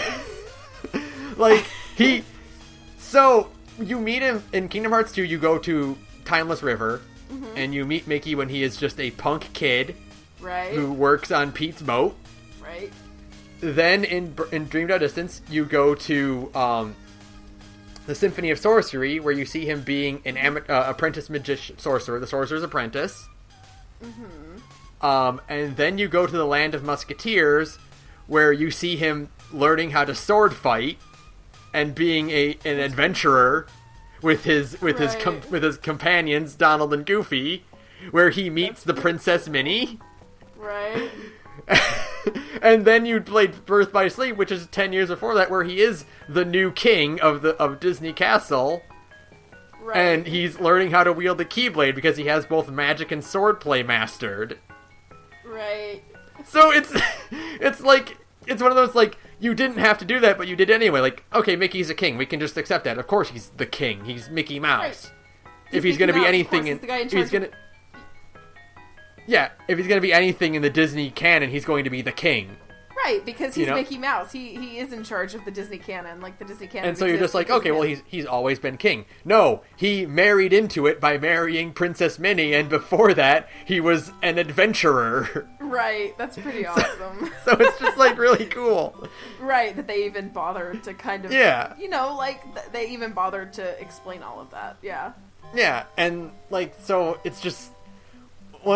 there's a lot of, like, you didn't have to do that, but you did it anyway going on in these later games. And I love that, like, they're starting to call out a lot of the, like, kind of things that Kingdom Hearts gets, you know, a lot of, like, crap for.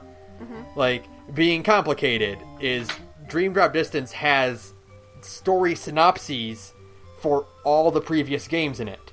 Mm-hmm. And a glossary that explains a lot of the terms they're throwing around. Right. Because they're like, we know, you might need a little help, so here you go. We know what we did. It got a little crazy. Sorry, we imagined a little too hard. There's a cutscene where literally a character very briefly mentions the events of Coded, just so they can put the Coded synopsis after it. Like, it's awesome. Maleficent and Pete go attack Disney Castle. Mm-hmm. And they're like, we want, they're doing it basically they did unwittingly at Xehanort's behest. They're like, the tides are turning in darkness, so now's a good time to strike. Right. And at one point, Maleficent's like, I want the data from that data sphere. Oh, okay. Well, now they can give you a synopsis for Coded. Right. Okay. That's awesome. Also, the fact that Sora being friends with everyone, like, immediately, plays right into Xehanort's hands. Yeah. Because in 3D, he wants Sora to be the 13th vessel to round out their numbers, because if you take Sora out of the equation, he's like the central focus point of all of this, and because he has such close ties to everyone gets weaker if Sora's out of the occasion. Right, okay, yeah. So like straight up Zigbar, like, calls out, like, yeah, your friends are your power. Yep, perfect. That's what we needed to hear. Right, yeah. Right, that's pretty cool. Like, yeah, I feel it, you know? It's, like, I get the appeal of the series. It's not, like... It's not, like, the highest priority for me, but, like, I get it. You know what I mean? No, it's... And, and I'll admit, it's goofy, and it's, it gets really cheesy and schmaltzy at some point. Yeah, but I mean, like, everybody likes some kind of weird, cheesy, schmaltzy thing. Like, yeah, exactly. It has a good heart, you know? It really does, and, like... and like even when you meet the World Ends With You characters in 3D, like, Twerry is a very, like, it's a much more not Kingdom Hearts game. Yeah, it is a very like not depressing, but like pessimistic game. Yeah, for sure, more cynical. Like, yeah, way darker, and so like it's really great because Sora hangs out with Neku. Oh yeah. And Neku has no patience for Sora being a goofball. No, like and it's interesting. Like, I'd like to play, I kind of just want to see the World Ends With You world, because, I mean, I played The World Ends With You, and I really enjoyed The World Ends With You. And yeah, I just, like, there's a point where they're introducing themselves, and because they kind of lampshade the fact that no one in the game has, like, a last name, except for the Disney canonical characters. Right. So, like, Sora introduces himself, and then Neku says, yeah, I'm Neku Sakuraba. And Sora goes, that's a mouthful. And Neku goes, it's really not.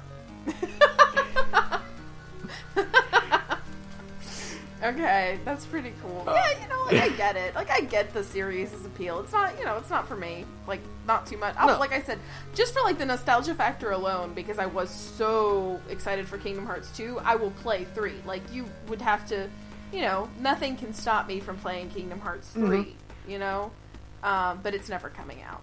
I've always... Kingdom Hearts 3 is, like, I will not believe Kingdom Hearts 3 is coming out, even when I'm actually holding the game in my hands. I will have to actually physically have it inside of my PS4 and working and playing before I admit, and I'll have to play it for like 5 hours before I go, okay, Kingdom Hearts 3 is actually coming out. Kingdom Hearts 3 is Death Stranding. Kingdom Hearts 3 is Death Stranding. Like, I won't actually believe it's Kingdom Hearts 3 until I'm, like, really, really sure of it. Like, no. Because otherwise I'm just still like, it's been a really long time. Like, Nomura came out and he's like, yeah, we announced it too early. Oh, really? Really? You announced it too early, you think? Really? It's been like 4 years since 2013. E3 2013. Yeah, it's been 4 years. It's been 4. It's going to be 4 E3s. I mean, I'm a fucking better be at E3 2017. I mean, Persona 5 was announced pretty much at around the same time, so... Persona 5 has had 4 release dates in the span of Kingdom Hearts 3's development. Why do we play video games? Why do we do this to ourselves? Why do we do this to ourselves? They never come out. They never come out unless it's Tales games, because thank fuck, those have the decency to come out on a decent release schedule. You know what I mean? Mm-hmm. Because everything else is just going to take its fucking time. Persona 5 is never coming out, and Kingdom Hearts 3 is never coming out. No, and neither is the Final Fantasy 7 remake. Never coming out. No. Nope, never. But still, I love these games, I get it. I do. They're just, like... I'll always, like, go up to bat for Kingdom Hearts. Like, I've been playing this game since I was, like, 12. I know. And I'll never get sick of them, man. Bring it on, Sora's honestly one of my favorite protagonists in video games. Yeah. Like, I just love that, like, he can go from being a total, like, idiot goofball to being one of the scariest people to fight ever. Right, like this really friendly, complete and total badass. Yeah. Sora is exactly the way you should play a lawful good character. He's a paladin. Yeah, he totally is. He will, if you're not immediately hostile to him, he will befriend you and he'll, do anything you want for him, If you're an enemy, no mercy. None. Zero. Yeah. Like, it's very interesting to me that, like, he's not interested in redeeming the villains. Like, when you meet the Organization 13, he questions them and he asks them, like, why they're doing what they're doing or whatever, like, how can you do this, whatever. But if they're not gonna ask for forgiveness, he's not gonna give it. He has a scene where, like, after you defeat Xemnas, they ask, like, doesn't he remember what it's like to have a heart? Like, don't you remember what actually is in a heart? Mm-hmm. He doesn't. So, okay, that's it. He's not gonna mourn the fact that this guy's, dying. Right. It's cool. and plus, like, I really hope they bring back reaction commands in 3. Oh, I know. Because, like, they're one of my favorite parts, they're super cool. And I can't believe how many of them involve Sora stealing his opponent's weapons and beating them with it. Like, so many of them are just, I'm gonna steal your weapon and then hit you with it. It's pretty cool, though. It's pretty He's cool. like Edward Elric. There's no such thing as dirty fighting. Right, because it's a fight, and... Yeah, cheat. Yeah, cheat to win. Like, it's pretty cool. Yeah, like, Kingdom Hearts, I definitely like... I love Kingdom Hearts' brand of action RPG, for sure. Like... I don't know why Square doesn't do more like it. And I've heard 15 plays a lot like Kingdom Hearts. 15 does. Everything I've seen of the gameplay, it kind of plays like a techier Kingdom Hearts, because there's like a teleport across the map mechanic that I actually really want to play 15 just to kind of get my hands on. Mm-hmm. And like what we've seen of the 7 remake will play a lot like Kingdom Hearts. But like, why isn't that formula used more? Like, I understand the appeal of 12's mechanics. I would like 12 a lot more if it was just a standard action RPG. Yeah. If I could just press the button and they attack, I'd like that way more. Like, I feel it, yeah, for sure. Like, I just really I like Kingdom Hearts' battle system. I like its floatiness. I like that it's very airborne, Oh, yeah. Yeah, it's so vertical oriented that it's just really fun. It's just fun, man. I mean, that's the one thing about, like, I'll never, like, as much as maybe sometimes the writing can kind of make me a little eye rolly sometimes. And it's not, it's just not my cup of tea. It's not that I even think it's bad. It's just not my thing, For all of that, like, fuck, those games are fun, right? Dude, playing them is so, like, 2 is one of my favorite games of all time, just because, it's so fast and responsive and fun, and there's so much variety in everything you can do. And it's like, just it responds. Like I think that's the best way to like describe Kingdom Hearts is that it responds exactly the way you want it to, you know? Yeah, exactly. Like it's so fast paced and there's just so much, and I cannot wait to play it in 60 FPS. Oh, I know. Yeah, that's pretty cool too. Like I played Kingdom Hearts 2 like 5 times. Like I know it's weird because I don't really remember anything, but it was 5 years ago. Give me a break. You remember the gameplay more than the story. I do. I remember the gameplay very, very well. I literally had a save on my PS2 that was before the big 1,000 Heartless fight. Oh, the 1,000 Heartless battle was like the best. I literally just had a save right before it so that I could sometimes like fire it up and just play that part because just go do that. So much.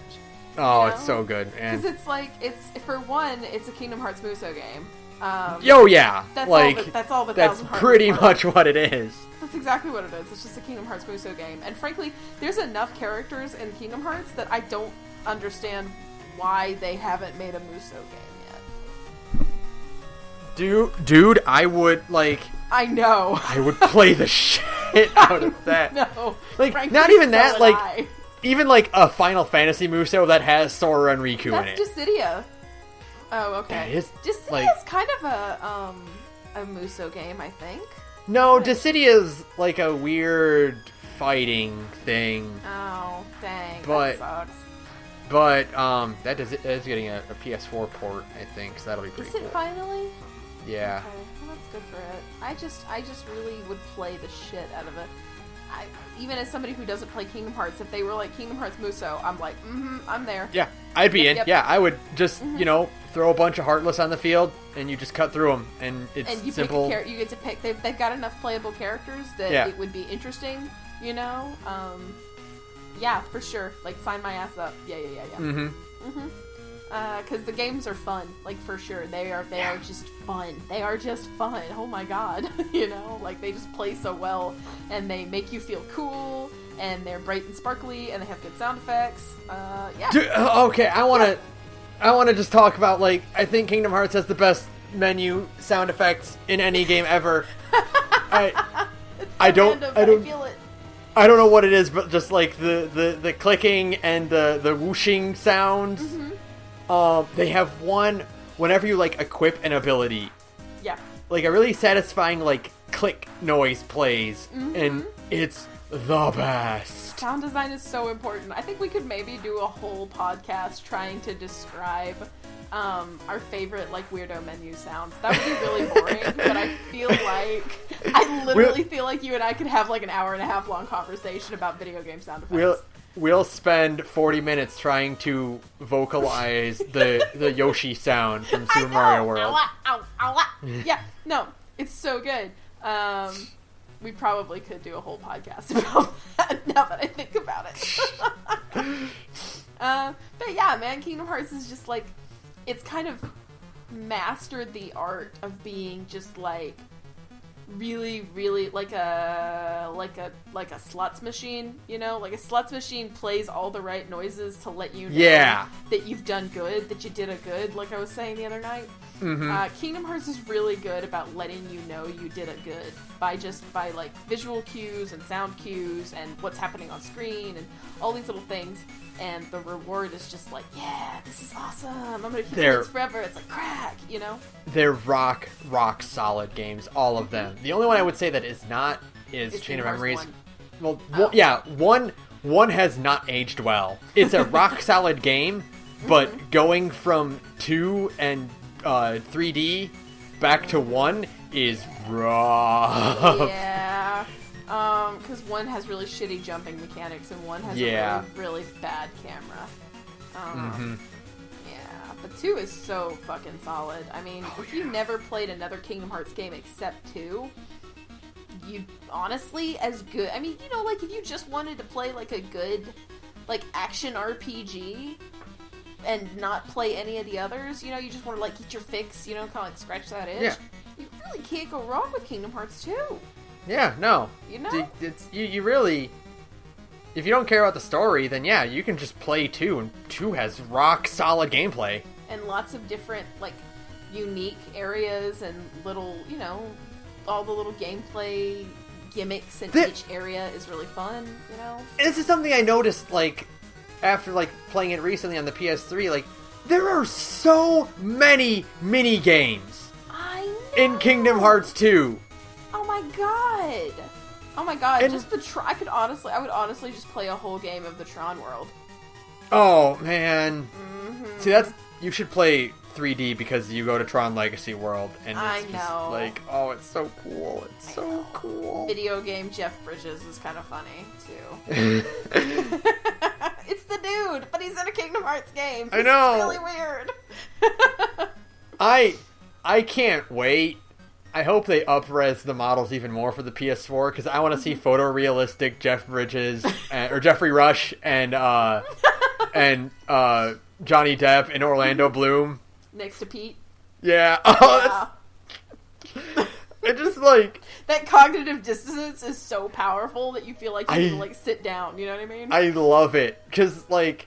In the other worlds, like, okay, well, you can get away with, like, okay, well, no one's asking about the walking duck and the dog thing, because, like, whatever, it's not important. Still, yeah. But then you see photorealistic Johnny Depp, God. And it's like, oh, right. Oh, God, it's so weird. And anime Sora is, like, his proportions mean he's, like, half their height. Oh, I know, it's just so strange. It's just, like, so weird. I want to find who thought that was a good idea. Like, wwho thought the Pirates of the Caribbean world was a good idea, and be like, why? Why they didn't just, like, cartoonify them, Or I know that Pirates of the Caribbean was super popular when that game came out, but still, cut content exists for a reason. Sometimes ideas deserve to be left on the cutting room floor, and Pirates of the Caribbean is definitely one of them.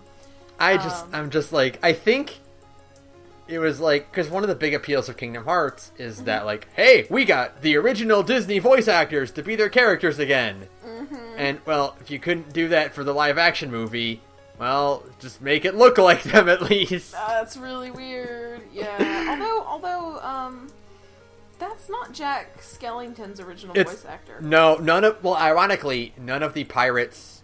the Caribbean characters are voiced by their original actors because they were busy filming Pirates 2 and 3. That's hilarious. Although I do remember playing Kingdom Hearts 2 and thinking that the guy who did the Johnny Depp voice was a really good sound-alike. That is, James Arnold Taylor, actually, the voice of Tidus. Who is doing... Really? Yeah, who is just crushing it. Wow, that's really impressive. Yeah, as Jack Sparrow, like... Because he did a really good impression, yeah. Yeah, they all did. Wow. I don't know who everyone else is, but, like, they all, like... people are like, yeah, oh, that's them. No, it's not, but it sounds exactly like them. That's actually really impressive. Yeah, good for them, then. I'm a huge Nightmare Before Christmas fan, and I was really, really bummed that that's not Jack Skellington. When he opened... Like, as soon as he opened his mouth, I was like, aww. No, that's him. That's him. Are you really? Yeah. He just doesn't... Oh, it's because Danny Elfman did Jack's singing voice. Yes, Danny Elfman did the singing voice, and I can't remember the other actor's name. Someone else did his... He doesn't speak a lot in the movie. It's mostly singing, and I think that's what threw me off, is when he actually spoke. Yeah, I was like, oh. It's not quite the same, because, I mean, Danny Elfman is Danny Elfman. Yeah. But you can't his get voice Danny is more Elfman. memorable. Yeah, his voice is more memorable as Jack, but that is Jack's original speaking voice actor. Okay. They did pretty good for Night Before Christmas. I think one of the Lock, Shock, and Barrel trio is not. Mm-hmm. Yeah. It's the Lion King where they really. Yeah. That Lion King barely has anyone in it. Yeah, but that's because they were a lot of actors. Yeah, they were a lot of big name actors in Lion King, and a lot of their supplementary material for Lion King is voiced by different people. Yeah, so I get that. I think Timon is like, oh, Quentin Flynn's doing Axel, so let's just get him to do Timon too. Quentin Flynn. Quentin Flynn, a man who has played the same character in 2 different franchises now because he also plays Reno. Yeah, Axel, like, straight up, Nomura said that Axel is basically, I wanted to put Reno in a different game and see what would happen. Exactly, and I think that is hilarious. And so no wonder he's the most popular character, it's because he's Reno. He's Reno, and I mean, everybody loves FF7. Come on, you know? So yeah, that's Kingdom Hearts. It's That'll do it, I think. Do you think? I mean, we could probably talk about the music, but I know that the music is a whole other podcast, probably. Yeah, I mean, we should music talk about and sound. video game soundtracks at some point. We should. I mean, I will say that Yoko Shimomura is amazing, and oh my god, right? I've loved everything she's done. I know, and she's great. Yeah, we could probably do a video game music. Yeah, podcast totally. at some point. Yeah. Okay. There's more I want to talk about, but like, you know, I can't think of specifics right now. Yeah. I'm actually really impressed we managed to talk for 2 solid hours about Kingdom Hearts because I mean, yeah, there's a lot to Kingdom Hearts though. I mean, I could go on and on, but like if you had more prompts, like I could keep going forever, but there's just so much that I can't think of anything else. I couldn't think of any other really good questions. Like everything else kind of came up in the explanations for the questions I did have, you know? Mm-hmm. So like it all worked out in the end. Because really like the major questions are like, what the fuck is going on? Why are there 700 Soras and why are there 700 Ansems? Slow the fuck down, you know? And like in answering those questions, you kind of get a good like explanation of what else is going on. You know what I mean? Yeah, exactly. It helps fill in the blanks that way. So maybe we'll do a revisit when the compilation comes out, or when 3 eventually comes out. We'll most definitely do a podcast on that, unless we're too old to do that anymore.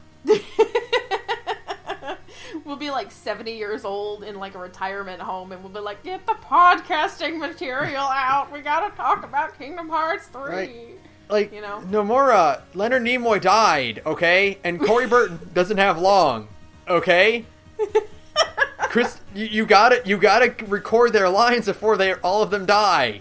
You have to hurry, okay? We're running out of time, so... We're running out of time and people. We're running out of voice actors, literally! Get on with it!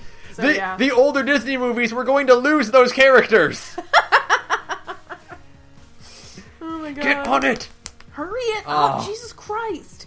And while you're at it, put on FF7, come on! Oh man, 3's gonna be so good though. Like so good when it point 2 ends with basically it could have just flashed "Get hype for 3" over the ending cutscene of point 2. Because it's like Mickey and Riku are gonna go to the Realm of Darkness and rescue Aqua, and they're carrying suitcases which contain their Kingdom Hearts 3 attire. Oh my god! That's awesome. And then Kairi and Lee are gonna train to use the Keyblade, and then Sora's gonna go rescue Ven. Like, get hype! We're doing it! Get hype for 3! Yeah. Oh, that's awesome. Okay, all right. We've got our Kingdom Hearts podcast. All right. Do you feel better now? Do you feel good now? I feel really, really good now. I'm glad. Now I'm gonna go play 2 again. No, I'm not. I'm gonna play Berseria like you want. Yeah, you are. I'm gonna fucking come to your house and make you play it. Just show up at your house tomorrow morning and be like, hey, time to play Berseria. I have to work. No, you don't. I know. You have to work. I don't. I'm taking tomorrow off. Are you really? Yeah. Oh, man. I need a breather. So. I wish I had thought to do that. I could play more video games that way. Oh, well. Okay. So, that'll do it for us. Thanks to Visager for use of our background music. Link to his work in the description. If you want to yell at me about Kingdom Hearts, and I'll gladly take all of it, you can send us an email at thegorgepodcast@gmail.com, or you can send us a message on Twitter at thegorgepodcast. I think we're on break next week, and then whatever. I'm not going to do that anymore because every time I do it, I'm wrong about the schedule. We always like whenever I announce we're doing something to the schedule, we always change it next episode because something comes up. I know, right? Because we get too busy playing other video games. Yeah. I will say that we're gonna try to stream Resident Evil 7. Ooh, okay. I'm going to see if we can get that to work. Right. I'm gonna set up a Twitch channel and see if we can work out a way that Sarah can play it, and then I can talk, and everyone can hear both of us. And then everybody can make fun of you for being a coward. Big scaredy cat. It's okay. So we'll try to work that out like next weekend if we can get that working, and if we can, I'll put it on Twitter and Tumblr and everything like that. Cool. So that'll do it for us. Fuck Zalden. Fuck Zalden. Holy shit. Good night, everyone.